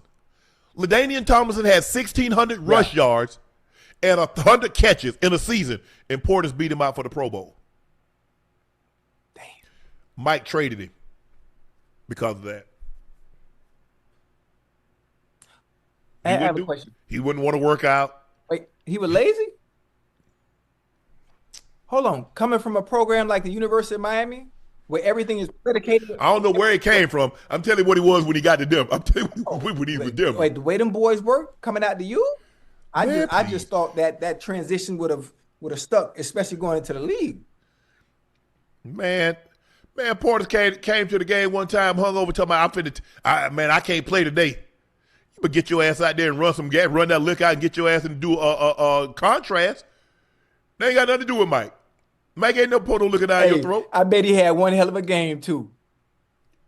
A monster. A monster game. Man, Pope, man, why you won't do right? He'll tell you. He'll tell you himself. I thought it was just going to be a matter of time. I didn't think he was going to trade him because I did all I could, being a veteran presence there, try to do all I could. Come on, Pope, man. Damn, just do right. Hey, matter of fact, who was the replacement? Pope come to practice and wouldn't even have his shoes tied, and they couldn't tackle him. Hey, matter of fact, you know what? If Coach made that decision to let Portis go, that means there had to be somebody behind him that they trusted, or that maybe not as good. But we can do just by. They who's that? I think it was maybe Ruben Drones. I think it was Ruben. I remember Ruben. Hey, he ended up rushing for 1,200. Hey, what's the running back? Did you play with the running back? You didn't play with Travis Henry. Played in Denver too, didn't he? No, I was long gone. Okay, yeah, okay. Travis gone. I was gone when Trav got there. I wonder. I don't know why I'm thinking about running backs. I wonder how Travis Henry doing. You know, he did some time, Ocho. No, not about the running back play for the Bills. Travis Henry. He did some time, Oh, Ocho. I ain't know that. Yeah. Damn. Speaking of Hall of Fame, Terrell Suggs went on Johnny's Glory Days podcast and talked about Antonio Brown's upcoming Pro Football Hall of Fame candidacy. Suggs said is he a first ballot? I wouldn't think so. The off the field stuff, they're going to shy away from that probably until it gets resolved. They let another murderer in the 90s. Hold on. They let another murderer in the 90s. I bet you if they could, they would have waited. Like, might not want to put this guy in this fraternity just yet. Hey, I don't think, because you got to think about it. T.O. had, look, should AB be first of all, let me say this. Should he be a first ballot based on what he did Ray on Charles the will field? see that. Yes. But with T.O., they changed the bylaws.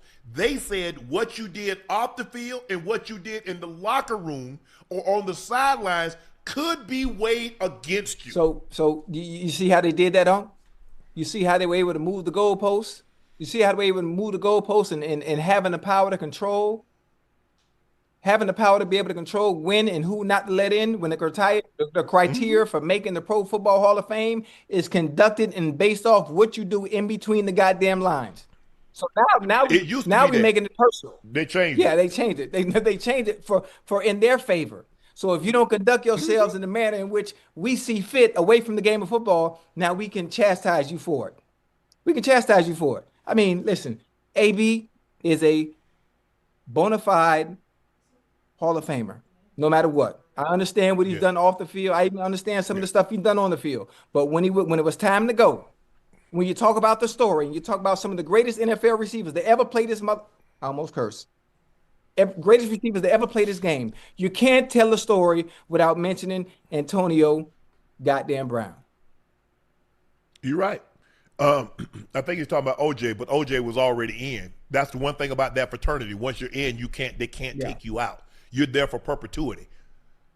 So I think he's talking about OJ, but OJ was already in, so there's nothing you can do. Now maybe at USC they removed some of his paraphernalia, or they took him. I don't know, but in the NFL, once you go into that building, you're in that building. I just think the thing is, Ocho, I just think he's going to have to wait. They made T.O. wait 3 rounds. If T.O.'s not a first ballot Hall of Famer, the man had the third most catches. I think at the time of his retirement, he had the second most receiving yards, over 1,000 yards. There's only been 3 men that's been a first team All-Pro with 3 different different teams. Deion Sanders, Ted Hendricks, and one T.O. So 3 men in the history of the game has been a first team All-Pro with 3 different teams. T.O. led San Francisco in yards. He led Buffalo in yards. He led Philly in yards. He led Dallas in yards. He led Cincinnati. 5 teams. 5. Yeah. T.O. the first ballot. You know what I don't like? I don't like the fact that they hold so much power. They control everything. Yeah. They're able to control everything. And you have players that played extremely well at a very high level, consistently for a very long time. And you have people that are able to control, and it affects a lot of players that want to be a part of that fraternity so bad. You want to be, so you have to pander to it.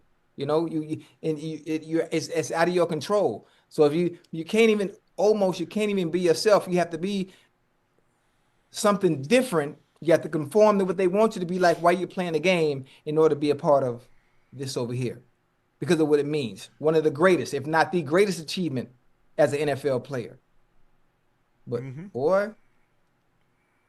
And the thing is, I mean, I don't know if he's talking about OJ, but OJ was acquitted. Now, you might think he did it, or he know who did it, or he had something to do, but he went before 12 men and women, and they said not guilty.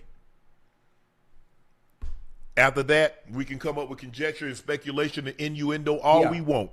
But at the end of the day, he went before a jury of his peers, and they heard all the evidence, and they said not guilty. But I don't, like I said, is AB a Hall of Famer? Yes. Do I think he's going to have a hard time getting in based on his history of his off-the-field activity and the way he conducted himself in Pittsburgh? Because you got to realize, Ocho, when you go before the board, somebody, Ed Bouchette, would probably have to be his presenter. So he would have to get up there and say, okay, Antonio Brown had this many catches, had this, and this. But also, so you see how that goes? Now, some guys like, hey, Tom Brady guy gonna say, Peyton Manning, the guy just ain't say a word. Peyton Manning, sit back down. Tom Brady, gonna be the same thing, sit back down. Some guys, offered Jerry Rice, sit back down. Emmitt Smith, some things like that. But I think he's gonna have a hard time getting in base because, like you said, it's 50 men and women, and every man and woman knows AB's story. Yeah. It is what it is. Jerry Jeudy didn't exactly calm things down over this week when asked by the media about the Shedeur sideline exchange. In fact, Cleveland is up in arms over him saying it's the media's fault. He's picking fights with reporters and his own Browns teammates. Let's take a listen, Ocho, to what he had to say. Probably talk to them off camera. You feel me? That's probably what I would have done different. Of course, I'm going to speak my mind and tell me what, and say what I need, what I see out there. But it what it is, football, man. Just me and Shedeur good. It's stuff like that happens. Y'all gonna make it bigger than what it is. Because the media. That's what y'all feed off of, negativity. But it is what it is. This is the life we live. So, we move on from it. And I live a real life. So what happened around in this locker room, this real. Not what's going on social media and everything. So me and Shedeur good. Everything good, man. We gravy over here. Everything is magnified. Everything is magnified, especially when you're losing. Obviously, all the turmoil, all the questions, all the. No, it ain't, because everything was magnified. Was it magnified because what about the Eagles? It's magnified. Oh, yeah. and their situation is magnified because even though they were winning during that time, you had issues. You had, certain people, individuals coming out, having their displeasures, posting stuff on social media. So it created a firestorm. So it gave the media something to talk about. Over there, excuse me, over there in Cleveland, obviously the interaction between Jeudy, the animated interaction between Jeudy and goddamn Sanders on the sideline is something not new, but it's new to them. It's new to them. Two players that are not on the same page and their way of communicating, it wasn't the right way to communicate. It wasn't the right way. Now, if they were winning, and they were playing well all season long, it wouldn't be no problems. Something that they just sweep right up under the rug. But listen, Shedeur's second start, two of them, they going at on the sideline. Oh, we got a motherfucking story now. Yeah, Ocho, talk to me, baby. Why he got to be the media? The media job is to report what it sees. Absolutely. You got these demonstrative antics. What do you think they think? And I told you, it could have been nothing, Ocho. But when you get animated like this, and Shedeur was sitting down, and then all of a sudden Shedeur stands up and says, "What do you think?" Absolutely. Hey, Unc, can I tell you something? Just say, "Look, guys. Yeah, I could have handled that situation better. I'm the vet in this situation. I should have handled that situation a lot better than what I did. I saw something one way, he saw it another way. Whatever differences we had, that could have been resolved behind closed doors. I was always conscious of that, Ocho, because I know, I'm demonstrative, because I already know. So now you start yelling, I start yelling, you say something, and the one thing I don't ever want to go across a bridge that I can't go back across. You say something in the heat of the moment, drunk kids and angry people will tell you how they truly feel about you. So you have to be careful when you're angry about what you say. So I was always conscious of that. If I had something to say to the quarterback, be it John, be it Grease, be it Tony Banks, Trent, Jake Plummer, I always like, man, bro, this is what I was thinking. And so forth and so on. But by the same token, I expected them to give me that kind of grace also. Because I promise you, you show me up, you're not going to like my response now. Because if you bring it to me, I got to give it back to you plus shipping and handling. Because I got to make sure you get it. Because I don't want anybody to say, well, I didn't get what you was. Yeah, you got this here. So that's why I was always conscious, knowing the cameras was around, even not as many cameras as they have now, Ocho. But I understood people in the stands, you getting animated, they getting animated. Ain't nothing gonna come of that. I told you it happened to me one time. Yeah, just like that. But mine was in the field of play. We Monday Night Football. We playing the Steelers. I'm already frustrated because they're not able to get me the ball. Everything they doing, Ike right in front of me, safety over top. So you already know I'm frustrated. So the ball, when I do get the balls that do come to me, it's gonna be very few. And the one, boy, I'm open. I beat the double team. The ball is not supposed to come to me. I told Carson on this, just give me a shot. I'm finna work these boys. And Unc, he overshot it a little bit. And long behold, the camera already on me. Man, I already keep one chin strap already unbuckled. Man, I snapped the other one. I'm mad going back to the huddle. Carson met me halfway. Before you got I get off the field. If you ever motherfucking show me up like that again, I won't throw you another motherfucking ball the rest of the game. Just like that. Not playing no games. But I ain't say nothing the rest of the game. I ain't say nothing the rest of the game because I understood who had the control and being able to get that ball to me. Yeah, but one time. It took me one time. Never had an issue again. Because I know how I am, Ocho. I look, I understand his job isn't easy. It's not. It's not. But I'm like, man, I wanted to say some stuff. But nah, I'm not gonna show him up because you know what happens? You show the guy up, he throw it to you, you drop it. The ball go through your hands, then it get picked. Now everybody looking at you sideways. You say you wanted it. He threw it to you. You threw it back at him, or you gave it to the other guy. I was always mindful of that, Ocho. I really am. And even in I remember in college, I used to just throw it, out there. And I'm just like, Coach Dave would grab me and say, "Son, I said, Coach, we go over this every day in practice. They can't guard me. Yeah. That's all I'm saying, Coach. Just give me a chance. Just put it up." But I just like I said, so look. Everybody is not as versed as dealing with the media because you understand, Ocho. It's a skill to that, Unc. It is, Ocho. I was very, very fortunate because I remember in college, I was standing in front of the mirror. I'm talking to myself. They asked me a question. I had a good game. This is how I'm going to respond. This is how I'm going to. If I had a bad game, I had a couple of drops. I missed some assignments. This is how I'm going to do it. So by the time I got there, I'm like, okay.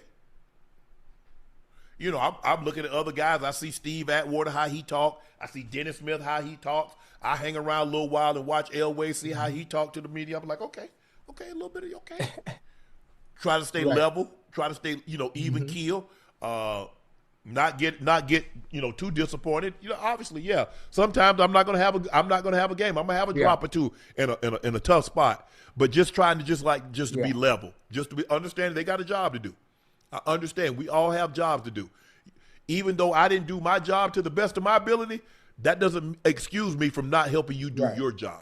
I always understood that, Ocho, and I tried to be professional. Always tried to be professional, and that aspect of it. But it's not easy when you're not playing well, and people are like, well, the guy might have played better if such and such would have played better. Yeah, I don't do that. It's but social media is hard now, Ocho. It'd have been, I don't know. Would I've had fun with social media?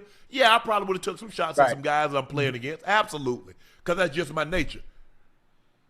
I couldn't help it. Let me see. What's funny is I didn't need social media. I use the media to take my shots.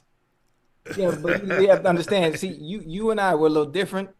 So my comparison as far as taking shots, I would use a comparison with me and Steve Smith Sr. Steve Smith Sr. He taking shots, and he meant that. Like he meant every word he said if he's talking about somebody. Now, my taking shots and sending gifts to the secondary as a whole, you already know it's entertainment. You already know it's entertainment, and it's more of an invitation as to the competition and making sure, boy, you better be on your P's and Q's come Sunday. Better be on your best behavior. Because I didn't already gave you bulletin board material. Now it's up to you to be able to stop it. That's all. That's all. I mean, but oh man, well, if I could do it again, I'd do it the same way and add some more to it, boy. Hey, I done came up with some great ideas watching today's game that I wish I was still playing. I can go back and implement it then. Yeah. Bad Smitty. I've been watching Smitty because I played a couple of years. Like I said, my last year in Baltimore, I went to the Pro Bowl, which was his first year, which was 2001. Smitty's first year was 2001. Same draft. He was at the Pro Bowl. He was at the Pro Bowl as a returner that year. So that was my really first introduction to him. And he was always cool. He's been always cool to me. He's always been respectful. He's always been great. But man, just watching him play, he's angry. He played like he's 6'5". He's literally angry. Now he'll catch a touchdown, and if it means that after I catch this touchdown and celebrate, I got to whip your ass in the corner of the end zone, I'll do that too. If I got to fight you in the middle of the field, hey man, no, he about that. You got to understand. Hey, chat. I don't know if y'all know. Does the chat know that Steve and I played at Santa Monica Junior College in L.A.? We played on the same team. So what the world saw once he got to the NFL, hell, I saw that in 1997 and 1998 in L.A. He was the exact same way. He was a pit bull. He was angry. Nobody might not have pissed him off, but his style of play, it was like somebody did something wrong to him, like somebody pissed him off. Yeah, and he said, he's dealing with some issues, and he's gotten counseling, and he got counseling, got better, but he's a lot better now. Man, Smitty used to be like Smitty, damn, all the time you on 12. He fighting. Hey, listen, he whooping teammates, he whipping his teammates, he whipping the other team. It don't matter who it is. Yeah. He like, Sharpe, man, don't play with me. Hey, when he say don't play with him and leave that alone, he mean that now. Don't let that size fool you. He gonna tell you. Everybody be talking, they talk reckless now. Oh no. He's still on that type of time now. Absolutely. He's still on that type of time. Another streak that might be coming to an end, Ocho. Mike Evans needs to average 172 yards per game in the remaining 5 games to hit 1,000 mark for the 12th consecutive season. Evans is currently tied with Jerry Rice for the most consecutive streaks at 11. The only difference is Evans all came to start a career. Will he make history, Ocho? It would be hard. It would be hard. I'm not sure if they can find a way to get him the ball to be able to average that many yards with all the talent that they have over there offensively. Bucky Irvin's now back. He's healthy. Ibuka playing out his mind. Tez Johnson. Hey. So I think it would be difficult, especially when he does come back. I think defenses are still going to focus on him. I think they're still going to focus on him based on his resume and what he's done over an extended period of time and how dangerous he is in one-on-one situations. Has anybody ever averaged 172 yards over 5 games? That's very difficult to do. Hey, this ain't Madden. Yeah, nigga, that's almost 800 yards in 5 games. I'm not. You know what's funny?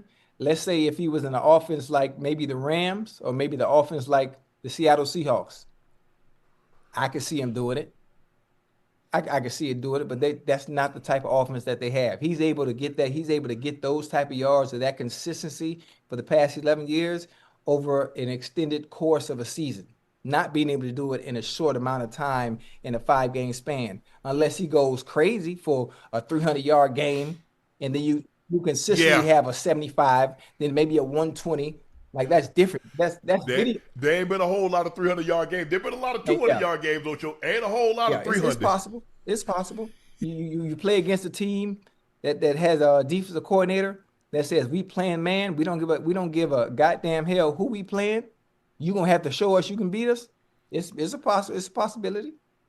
Normally, it's a guy with exceptional speed, Ocho, because you got to break a big one. If you go back and look at when Megatron. Megatron had 15 for 320. I think Megatron had 13 or 14 for 329. Flipper had 15 for 339. Who else had a 300-yard game? I think Stephon Page. I think Stephon Page had. Jimmy Smith had 291 against the Ravens in 2000. There might not have been. They might be only 5, 6 300-yard games in the NFL. How many 300-yard games have been in history?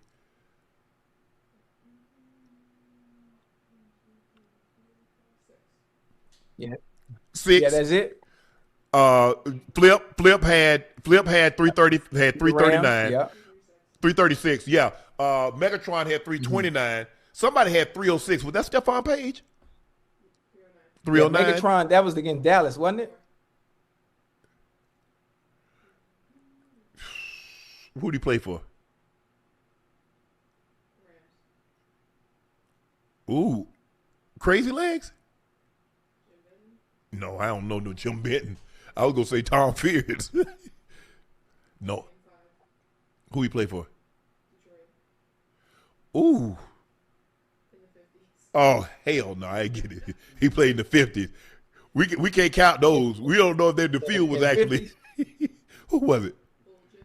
Oh, Julio had 300 on the head against Carolina. Yeah. When he caught that ball off the head of over Kuechly. Kuechly.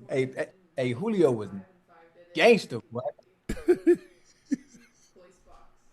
Wow. Man, that's a lot. That's a lot. That's a lot. I mean, you've had guys had some 250s, 260s, 270s. Like I said, Jimmy Smith had 291 against us. Terrence Small, I've been on the field. A couple of guys had 200. Terrence Small had 200 against us one year with New Orleans. On that Monday night game, did Stephon Page have another 200-yard game against the Broncos in 1990?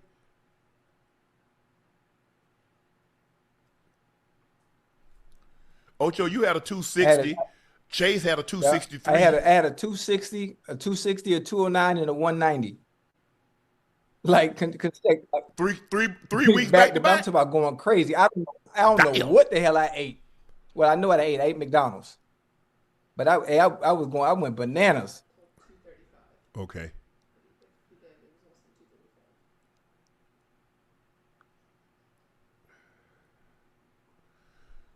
$336, $329. Wow. Hey, the NFL need to let me come back, man. At least let me come back and kick. And do what? Be a kicker, because listen, the game is not a. How many he had that night? 206. I was on the field, and Stephon Page had 206 against us on a Monday night. He was killing y'all. I remember that. Yeah. He a small receiver, huh? Okay. Yeah. He was cooking us. I was like, damn. I ain't really knowing a whole lot about Stephon Page. I knew like obviously the big time receivers and everything. But man, I say, damn, he must have been in cooking. the slot. I don't know where he must have lined up off sides because we didn't cover him. They didn't know he was back there because he was cooking us. He was cooking us, Ocho. Giants rookie Jaxson Dart say he will not be spending his bye week with friends and family. Dart said, "It's all ball for me. It's all ball. Just study and game plan." Ocho, how rare is this? I like it. Very. I like it. Very rare, but obviously you have a bye week for a reason. You have a bye week for a reason. It's the chance for you to mentally reset. You go spend your time with your family and your friends, man. Ocho, he got to have a good time to reset. He got 5 more weeks. His season's going to be over. He can go re-get then. Stay in the game plan. You can stay in the game plan. You can do that. You can do that with your family and your friends. No, you can't. You know damn well you instead of you taking that playbook home. Let me ask you something. We in week 14, right? We in week 14. You're not going to the playoffs. Enjoy your family and friends. Get your little mental reset so the next 5 weeks you can come in there fresh, mentally reset, and come in there and see if you can finish the season off strong. And it's cute. I like what you're doing, but like, come on now, enjoy yourself, man. I think Steve DeBerg was the quarterback too for the Chiefs. Man, they were cooked us, man. Steve DeBerg, the quarterback. Hey, what's the Yeah. quarterback used to wear the not the cowboy collar? I had the Oh, Steve Steve Grogan. Yeah, Neck roll. Steve Yeah. Grogan for the Yeah. Patriots. had that goddamn donut. How you play quarterback with a damn donut on? I think it was DeBerg was the quarterback, wasn't it?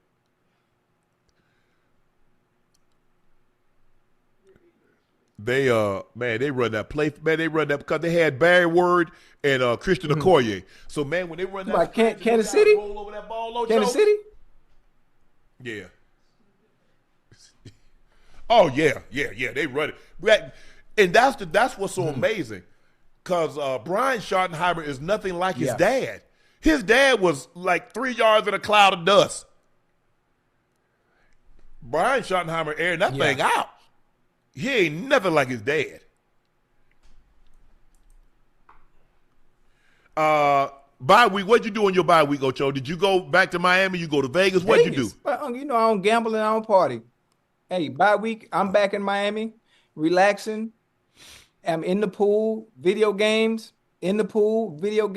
hot tub, cold tub, video games. Nothing to do with football. Period.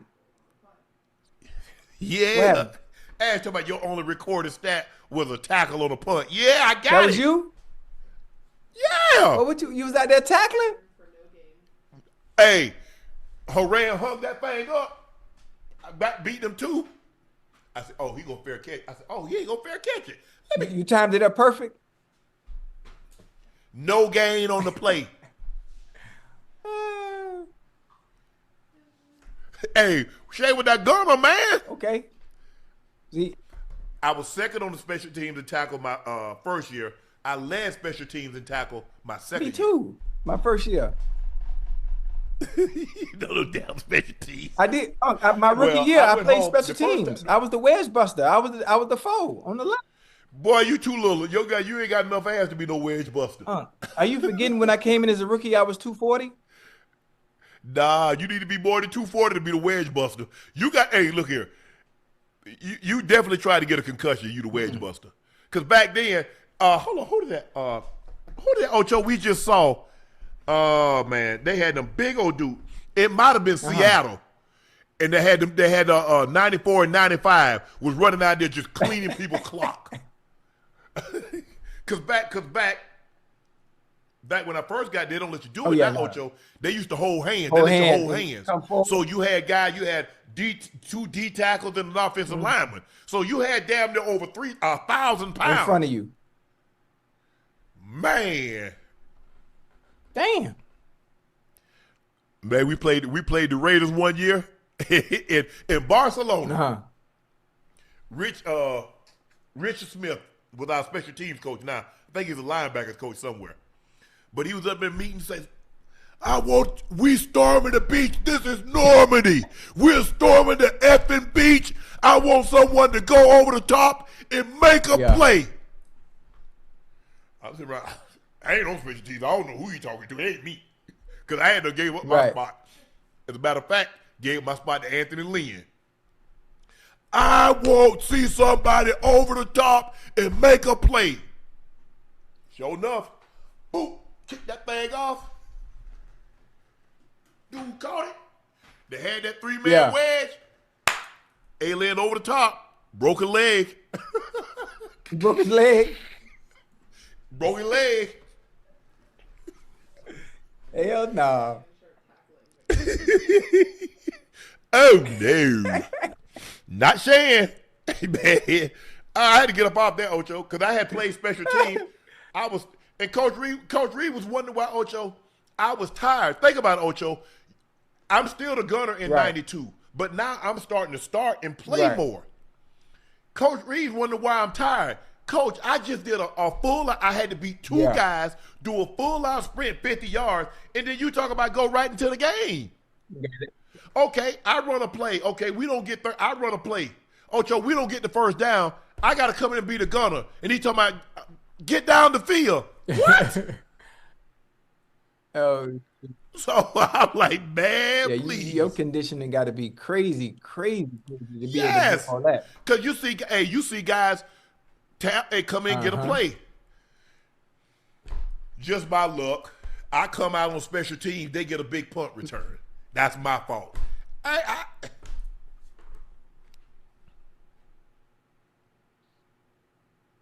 But there was the days. I mean, look, special teams.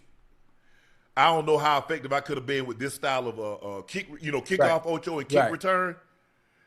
Cause boy, we used to blind side, Crack block. them peel blocks. Hey, you better keep. Hey, It's hard to peel block somebody. You can't. First of all, you can't do you it. got to do this. Open your arms up and just stand in the way. That's the gist of what you can do. Cause boy, somebody be thinking they running, bro. You think you running all the way down there? You think they just gonna let you run all the way downfield? Ain't nobody gonna block you? They gonna catch you. And you better keep that head on a swivel. You're gonna be looking at your ear hole. You got to keep your head on the swivel, Ocho. You got to keep your head on the swivel. Boy, there was a day, man. Ocho, I was thinking about it like, I wonder if somebody would have actually said if I wasn't who I was, because I just like this was '93. And Richard Smith, our special teams coach, and we're in a meeting, and he's talking about how he wants us to be violent, he wants us to strike, and everything. He said, I want to have the best kick return and punt return. He want to have the best teams alive. So he's like, this is what I want. I want violence. I want people to be reckless. I want people to be afraid to play the Denver Broncos special teams. The kick, I say, Rich, you want to lead the NFL in kick returns? He stopped the film, Ocho. That's what I'm talking about. This is a Pro Bowl, all-pro tight end saying he want to lead the league in kickoff returns. I say, well, take me off. My man going to make the tackle every time.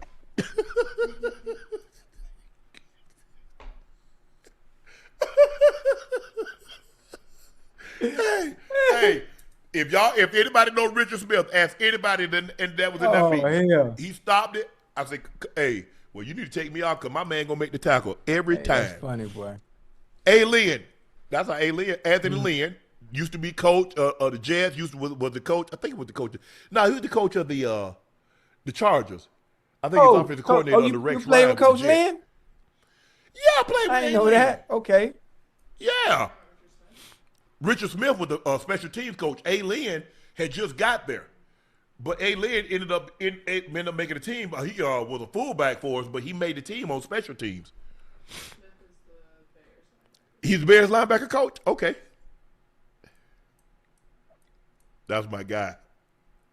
All right, Ocho, it's time to get out of here on this. It's time for our final segment of the evening. It's time for Q and A. Oh, man. Hey, tell us more about the cookie.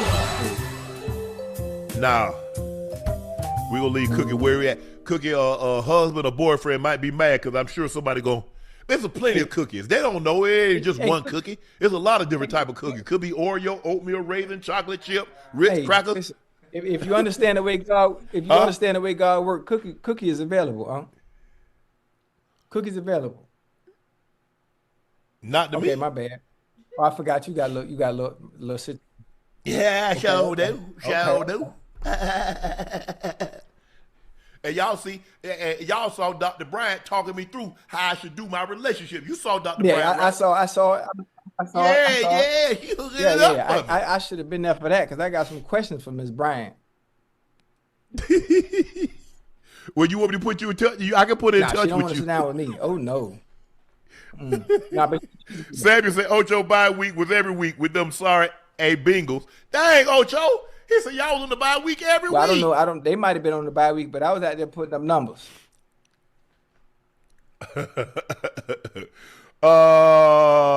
Samari Rai 6704 says Judge Judas is so buns. Smith is right. He's just a jag. That's what they call Jerry Judas. They call this man Judas now. Kevin Boatnight. If y'all lose and the buffet in the locker room, man, go ahead on, man. Hey, who the Broncos got this week, huh? Who we got this week?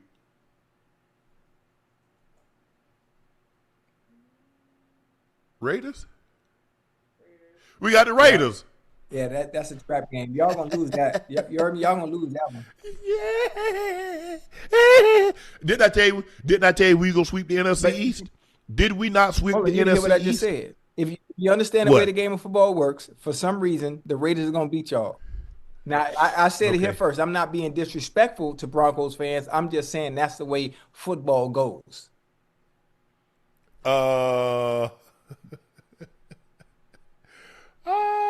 That's what you want. You said the Commanders was gonna I beat ain't them. say that. How they gonna beat y'all? And no, Yes, you you ain't had no did. Jaden Daniels. Old school 513 Cincy. With the Browns opening the 21-day practice windows for Deshaun Watson, do you see him taking another snap with the Cleveland Browns? Now, Ocho? that's a great question. I'm not sure, Unc.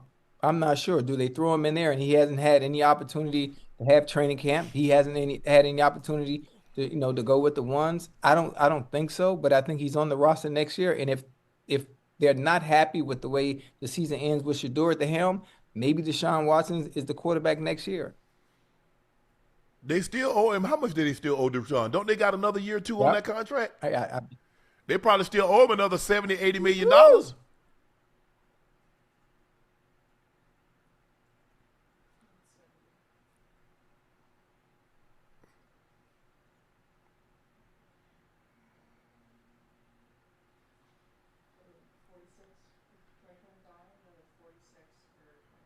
So he is only on the hook for $46 million next year. That's it.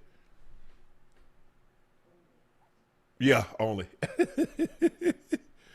Deshaun Allen, what's up, Unc Ocho? My question is, how difficult is it for y'all to choose the right agent to represent you and make the right decisions? Well, it's difficult. I had several agents. The agent that I started with, and then for my second contract, I had a different agent. And for my third contract, I had a different agent. And so the agent that I got for my fourth contract in 96, he's still my agent today. So almost 30 years I've had one guy. But it's hard. It all depends on what you're looking for an agent. Some agents, all they want to do is contracts. Some agents have an agency where they'll handle everything. They'll pay your bills. They'll have somebody do your taxes. They'll do all that other stuff. Whatever you need, they have, some people now, a lot of people go to CAA or they go to WME, or they go to what's the other UTA. They do the Wasserman group. It just all depends, because now you want marketing and you want advertisement and you want to try to build a business, or you want to do TV. So it's hard. I mean, do your research, and what are you looking for? That's the main thing you have to ask yourself. What are you looking for? Are you looking for somebody to just do TV contracts and that's it? Or you want somebody to do TV contracts and position you in TV for when you're done? Yeah. That's a whole different story. But it's not easy at all. It's really I not. think also, what, when you say it's not easy, I think another thing that makes things easy, regardless of who your agent is who the player is you're talking about. Who's the player? What does he do on the field? Because sometimes the player on the field makes the goddamn agent job extremely easy. Makes it very easy. So I had two agents my whole career. My first agent, obviously, my rookie year, Jerome Stanley. Jerome Stanley, phenomenal. Okay. He set me up big time, not just being my agent. He set me big time even now, where some of the stuff that he put in place during my rookie year still has me able to survive years beyond me playing the goddamn game. And then obviously after that, I was with the Shark, who I consider one of the better agents in the NFL, Drew Rosenhaus. And I think about the movie Jerry Maguire. I picture, that's who Drew is. In real life, Drew and Jerry Maguire, he gonna squeeze and get you every goddamn penny he can. Especially if you're not a player that's of status. Big name. He gonna get you what you want, and he gonna get you what you need. So for me, I was very fortunate in only having two agents, and those two I did have. Jerome Stanley, I'm sure you'll see this. If I've never had a chance to tell you thank you, I'm gonna tell you thank you now again, because of what you done back then when I was a rookie. Boy, still to this day, man, I'm floating. Boy, I'm floating high. I appreciate it. My first agent was my brother's agent because look, I wasn't gonna make no whole Right. lot of money, and I didn't want to give up no 3-4% or no $63,000. So he's like told my brother he'd do the contract for free. So Oh, Dylan Bennett, the Falcons have more sacks than the Cowboys, but they don't miss Micah. True and infamous. Micah and Green Bay getting sacks after sack every week. How many sacks does Cowboys defense combined have this year? combined, I don't think they have 12 and a half. I hope they got 12 and a half. I hope. But Myles Garrett definitely have more sacks than some teams. Cowboys have 29. Okay, my bad. Damn, they 20 something behind, 21, 22 behind the Broncos? Because I think the Broncos lead with 51. Broncos going crazy. That got Benito and what's the other young bull on the other side of Benito? Cooper. Oh, them boys nice, boy. Who next close to him?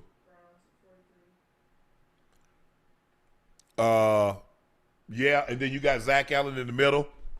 So, Brandon Martinez, Dallas fans, don't let this loss get to you. This is the NFC. It's tougher than the AFC. Watch Brian Schottenheimer turn this franchise around. We had a bad start, but we have a future. Just watch.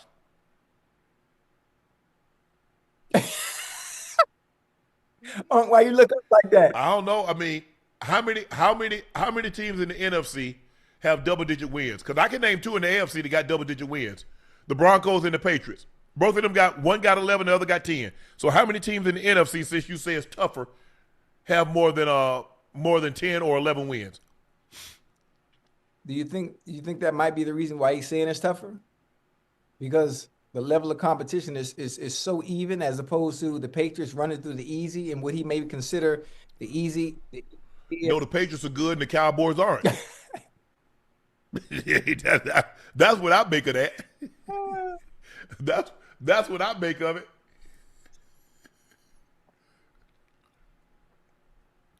TG072185. Hey guys, I don't see how the league has no issue replaying a concussion. We don't need to keep seeing that. Treat it like other gruesome injuries. I mean, okay. What cost you the game? I hate to say it, but Jerry Jones is going to go to the grave before he see another Super Bowl. Shaking my head. Look, they have an offense that's capable. They have one of the better offenses. I mean, I think they lead the league in total yards. They can score points. They can't stop anybody. See, now, if you can't stop anybody, Ocho, and let's just say for the sake of argument, you can't stop anybody, or you get stopped, you settle for 3. Next thing you know, I mean, now all of a sudden it's boom. You down 10-3. Now you down 17-3. Now you down 17-6. Now you down 24. It's hard. It's hard to play like that.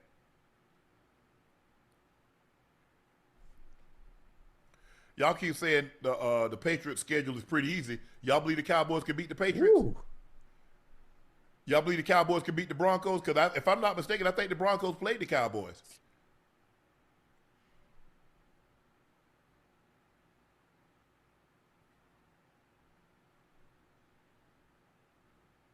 Y'all realize y'all lost to the Cardinals. So what? The Cardinals going to the playoffs? Y'all keep on talking about the schedule. Look at the teams that y'all lost to. How the Cardinals looking? Jacoby Brissett throwing for 1,000 yards every game. And did it on y'all.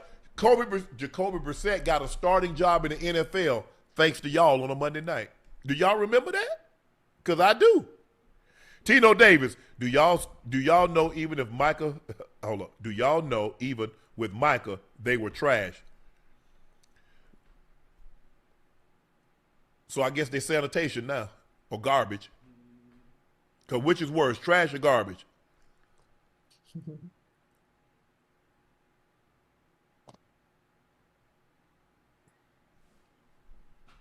All I know, Green Bay looking pretty good to me. Yeah. Look, hey, All I know is Green Bay getting after the quarterback. That man got 12 and a half sacks. All I know is Michael Parsons has done something no other player has done in his career. Start their career off with at least double-digit sacks. He got 12. He started his career with 12 sacks. Think about all the great players, all the great sackers. He's the only one that's done that. Fins and Jay, who love a cookie more, Santa or Unc? That's a good one. Man, my homeboy, Bucket gonna call me tomorrow. Man, what the hell you say, man? Man, what you talking about? Man, my phone was blowing up. McLover, I played golf with your brother recently. Very cool guy. Ocho, you hell, my boy, never changed. Today's my birthday, fellas. 35. Any advice? Birthday. Yeah, live to make to get 36. What's your advice, Ocho? I'm trying to think. 35. Hey, That was so long ago. I can't even remember 35. I was still playing, huh? No, you weren't. Yeah, I was just finished. That was my early transition. I had just finished. Yeah, I had just finished too. That was my last season. I retired. That was good old time. Whew. Man, what I get to be 35 one more time. Hey, Unc, I got a joke for you real quick. Oh, Lord have mercy. What's the joke? Hey, chat, y'all ready? What do you call a deaf gynecologist? What do you call a deaf gynecologist?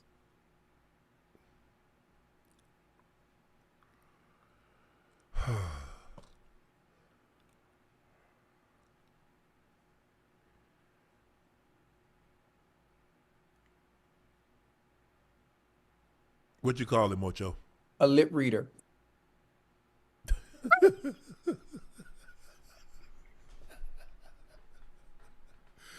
Man. Oh, Lord have mercy. I'm sorry, chat. Alex, hey, Ocho, I got your man card today. Should I put you or Joy Galloway as my ex? What you think, Unc? Hey, put me. Man, Joy Galloway had speed. Man, that joke was so fast, Hey, don't you? And always hold the ball like this. He pawned the ball. He run with the ball. But Joey was fast, boy. Yeah, man. Because he was with Seattle first before he got traded to the Cowboys. So he was with Seattle, so we saw him twice a year. Man, that pigeon-toed rascal could run, boy. Ocho, man, the first time I saw him, that joke was so pigeon-toed, I ain't know what to say hello or throw bird seed. But I ain't know, Ocho. Hey, one thing, he could pick him up and put him down, boy. What? He could go. And a whole lot of receivers that came out of Ohio State that couldn't run. Horace Tidwell, my 9 under Buffalo Stampeders, lost the regional championship game 13-12 last week. Pop Warner National still invited us this weekend with a chance to win the Super Bowl. Pep talked to the kids about second chances. That's it, see? You just had delayed success. All is not lost. You still got an opportunity to get to ultimate destination. Man, come on, bro. This is our second chance. A lot of people don't get second chances. You got one. Let's make the most of it. Darkborn, Dallas got powder puff schedule remaining. Vikings, Chargers, Washington, and the Giants. Powder puff? The Chargers? Guess what? That's what the Chargers saying. They looking at Dallas on their schedule and say we got a powder puff schedule. Y'all make it seem like Dallas like 10. Y'all make it seem like y'all got 10 wins. You know?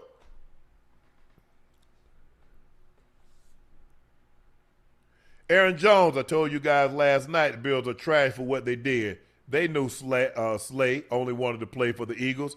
Now you forced him into retirement. Shaking my head. How sad. Hey.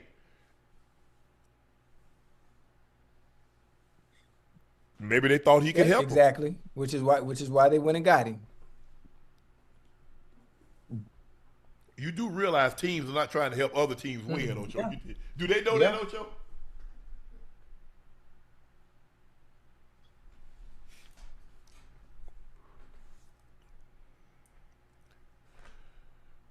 T-Scare Car Wash Detail. If you interview Kevin Gates, that would melt the internet. When the Cat Part 2 coming. That goddamn Kevin Gates funny, boy. Yeah, I see him from time to time. Kevin. We tried to set up something. It didn't happen. Hey, you know, Kevin Gates would do crazy. I'm talking about crazy numbers because you don't know what he's gonna say. And Charleston White would do crazy numbers.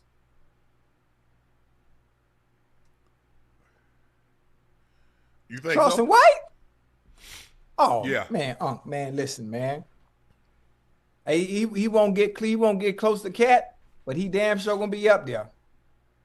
And then he's somebody that can talk about any topic. Like people might think he's a fool and talk crazy, but then No, he calculated. He say some outlandish stuff, but you know, a lot of his stuff, you know, it resonates. He be on point. Stuff. Go Birds 800. Hey, Unc Ocho, y'all forgot about prime Josh Gordon in Cleveland. If not for his mistakes. Yeah. I think it was that 2014 season, if I'm not mistaken. I might have the year wrong, but boy. Nah, yeah, it might have been 2014, 2015. You might be right, Ocho. Yeah, you might be right. Crazy. When he had those back-to-back 200-yard games. Oh, he missed, I think he missed the first two games that led the league in receiving with 1,600 yards.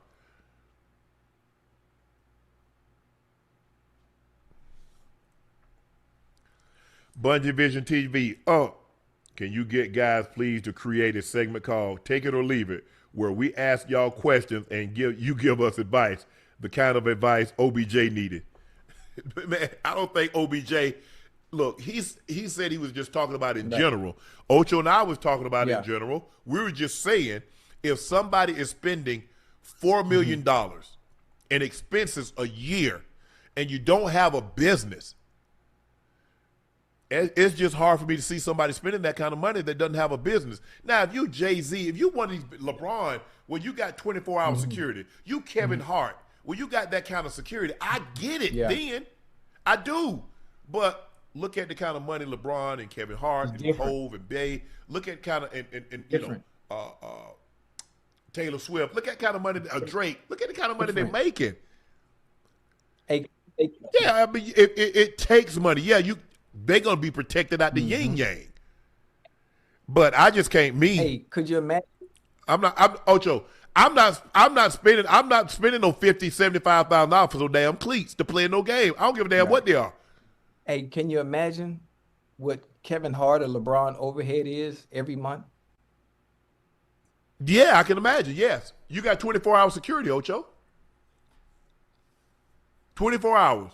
Look, LeBron fly with the team, but LeBron flies private. He ain't got no choice.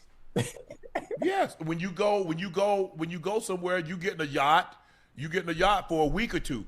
Probably $100,000, $200,000, you know, a week.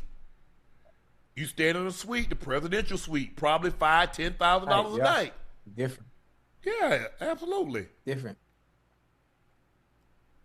But the thing what really gets you, if you got kids and you're not married and you have them in a state, you know, kids could be anywhere between $1,500 a month to $25,000, $30,000, $40,000, $50,000 a month. Now tack on, you know, $10,000, $15,000, $20,000 a year private school. So money go fast, Ocho.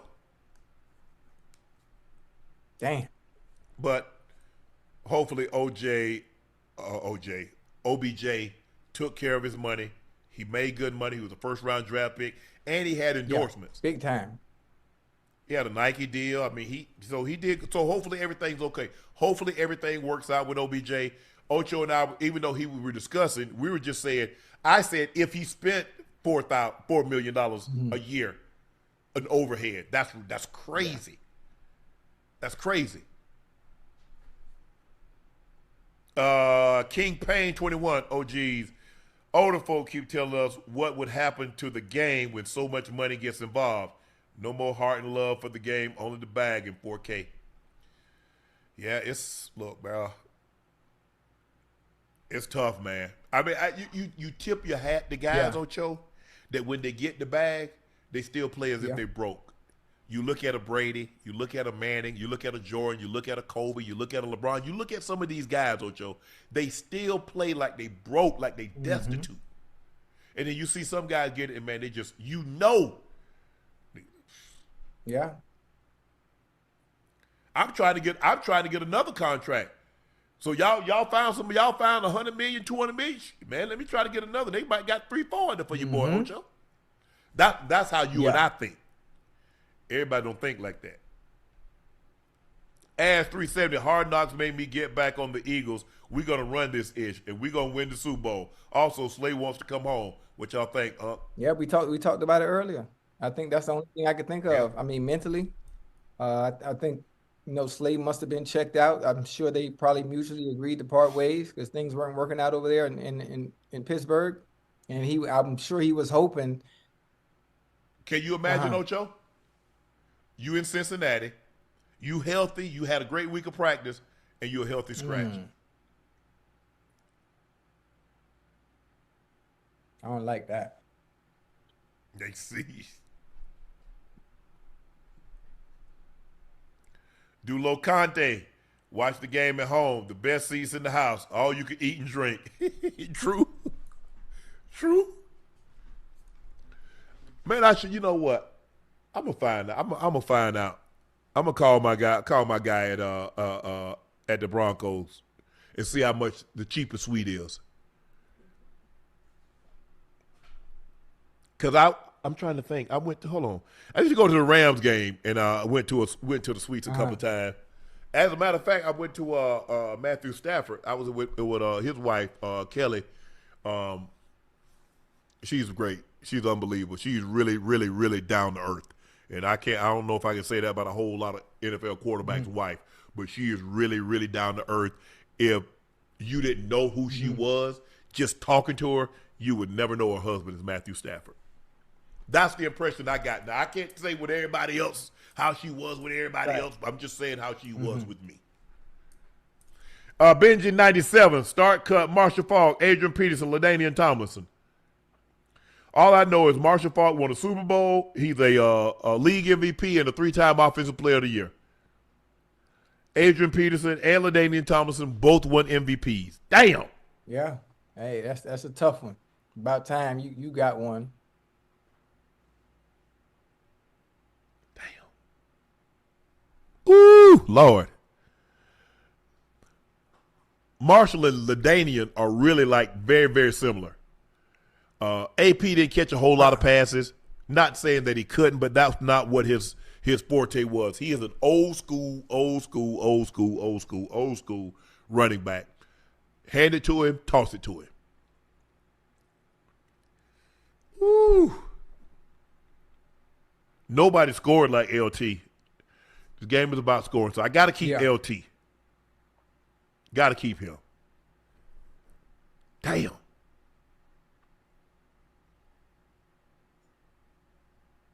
Damn it, I'm cutting everybody.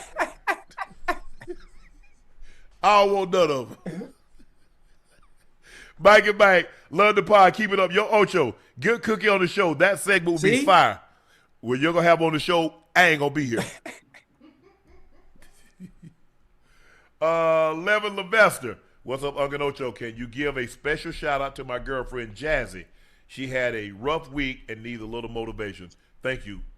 Thank you, and keep doing your thing. Jazzy, what's going on? Hopefully you're feeling better. I know a lot of Jazzies. That's a very common name.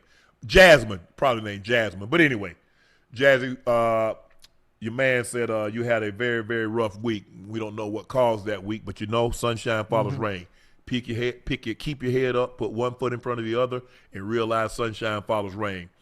Whatever you're going through, just know God got you. And you're going to come out on the other side being even better than when you went in. We love you here at Nightcap, Jazzy.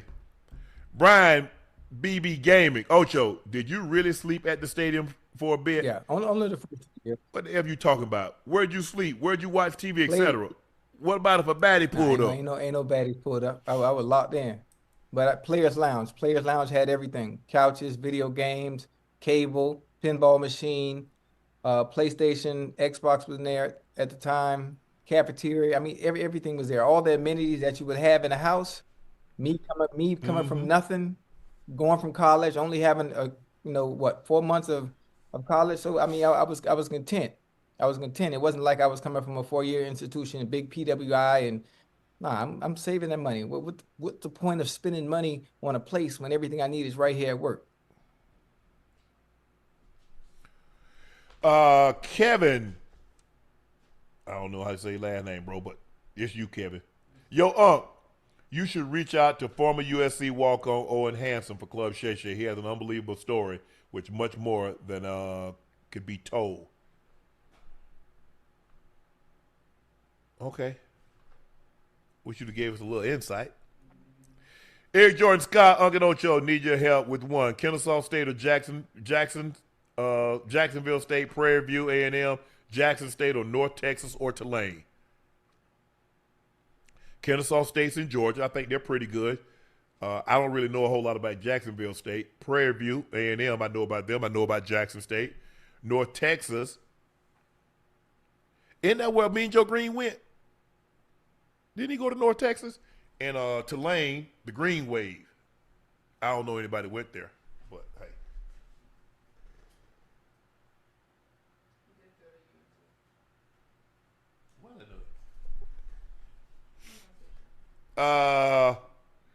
Ocho, where should he go? Kennesaw State, Jacksonville State, Prairie View, Jackson, North Texas, or Tulane? I mean, I don't know what you majoring in, what you looking for. I mean, my baby just went to Prairie View A&M. She just graduated, so I don't know much about the other schools.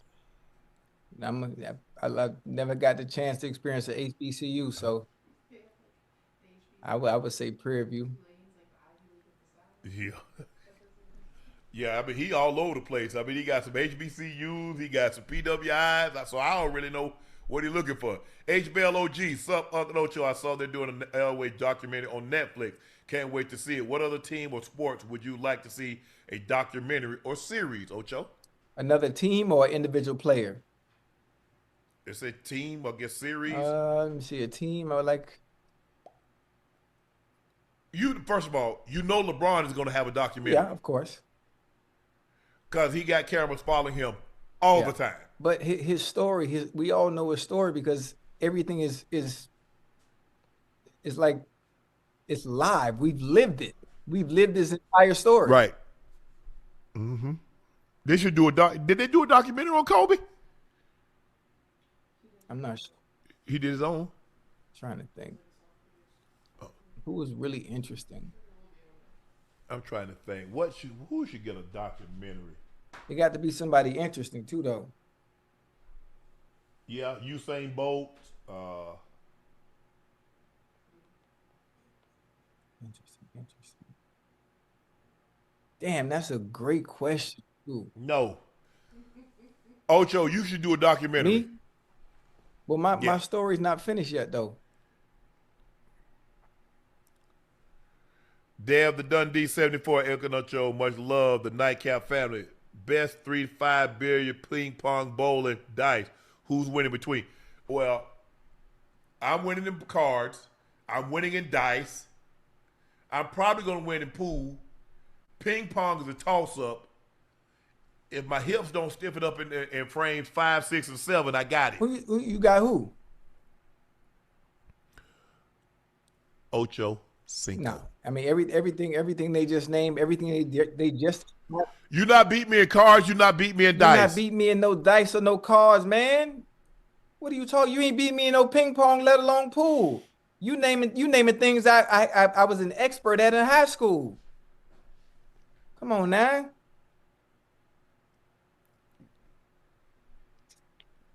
Marlon Spivey, Unc, the rodeo is going on in Vegas. The rodeo is going on this week in Vegas for 10 nights starting tonight. You should hit it up if you have some free time. You know what? I might stop by and see I might see the rodeo. Hey, I don't know any of the famous bulls, Hey, but get on the ring, bull, while you out there. I ain't gonna do it. I don't need to be on no rank bull. Samuel Ramirez, 6704, Unc Ocho, much love. I've been struggling. I'm 26, but y'all preaching to me. I'm grateful to be alive still, teaching some wisdom. Hang in there, bro. Yeah. Hang in there. Keep fighting. Lock in. Day to day. Sawyer Carson, 7826. When you start losing yourself, how did you find it again? And if you haven't found yourself yet, what advice for people to do so? Love y'all.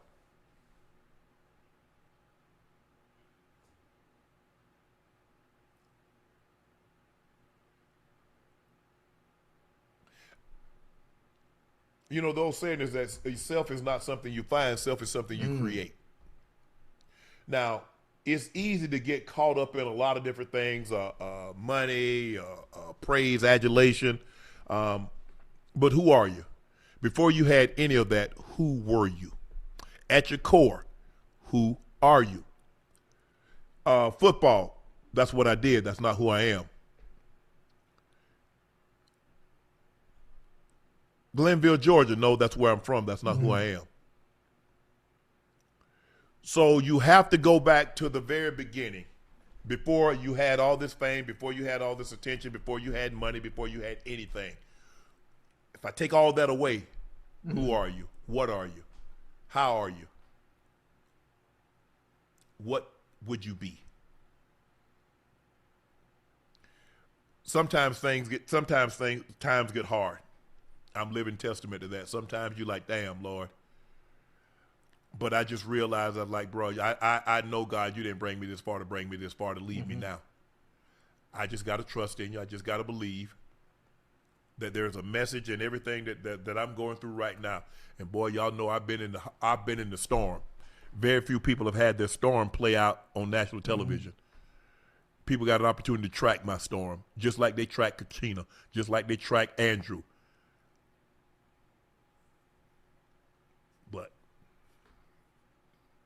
And there are times that, like, Lord, have mercy.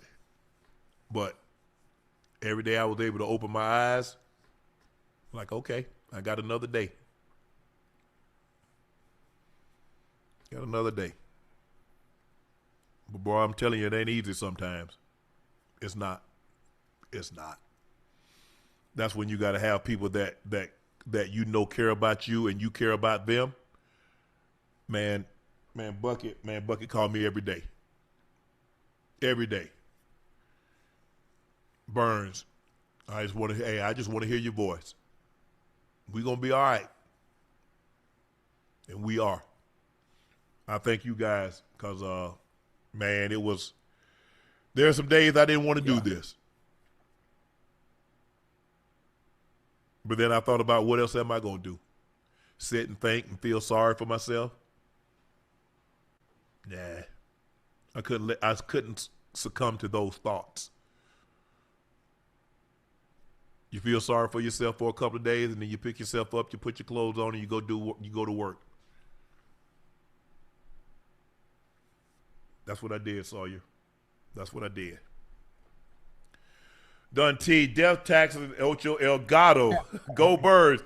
Hey, do you think A.J. Brown and DL are the most physical receivers today? I say they are because I'm an Ole Miss guy. Oh, you meant DK.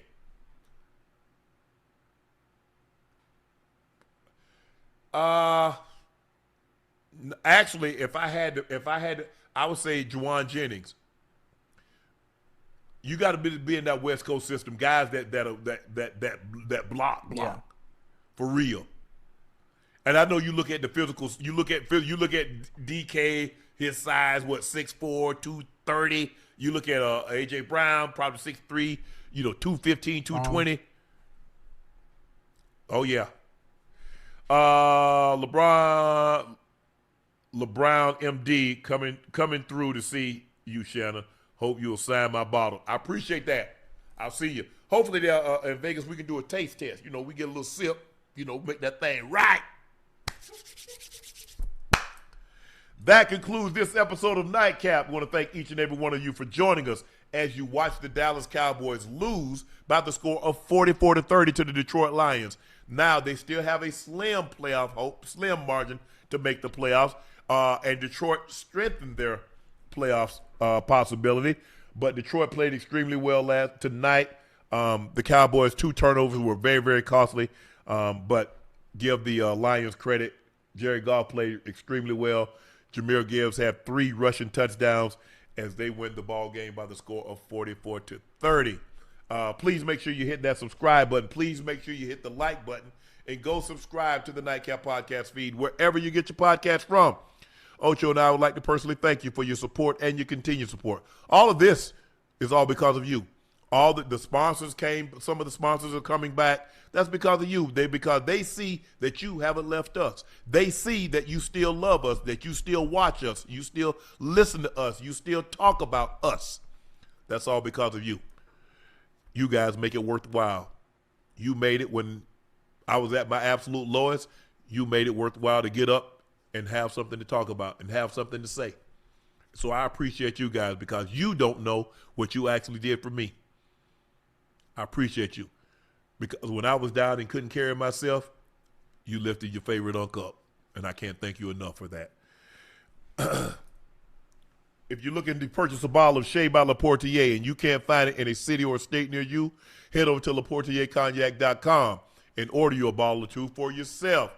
It is a premium tasting BSOP cognac, the best tasting premium BSOP cognac on the market. Don't take my word for it. Try it for yourself. Compare it against other premium BSOP cognacs. I promise you, you will not be disappointed. If you're in the Las Vegas, excuse me, if you're in the Las Vegas area, I'll be at Total Wines and More, 6885 Las Vegas Boulevard, tomorrow night starting at 6 p.m. Look forward to seeing you guys. Come say hello to your favorite Unc. Get you a bottle. Let's do a little taste test. Thank you guys so much. Make sure you follow my media company page on all of its platforms. That's Shay Shay Media.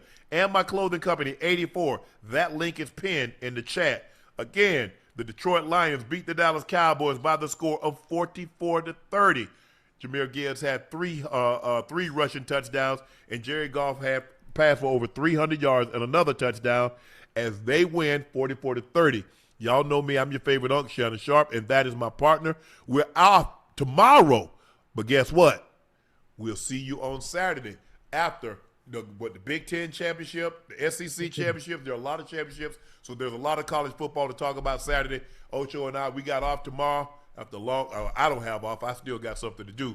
But Ocho's off tomorrow. We'll see you Saturday after the conference championship games. I'm Unc. He's Ocho. We're out. Peace.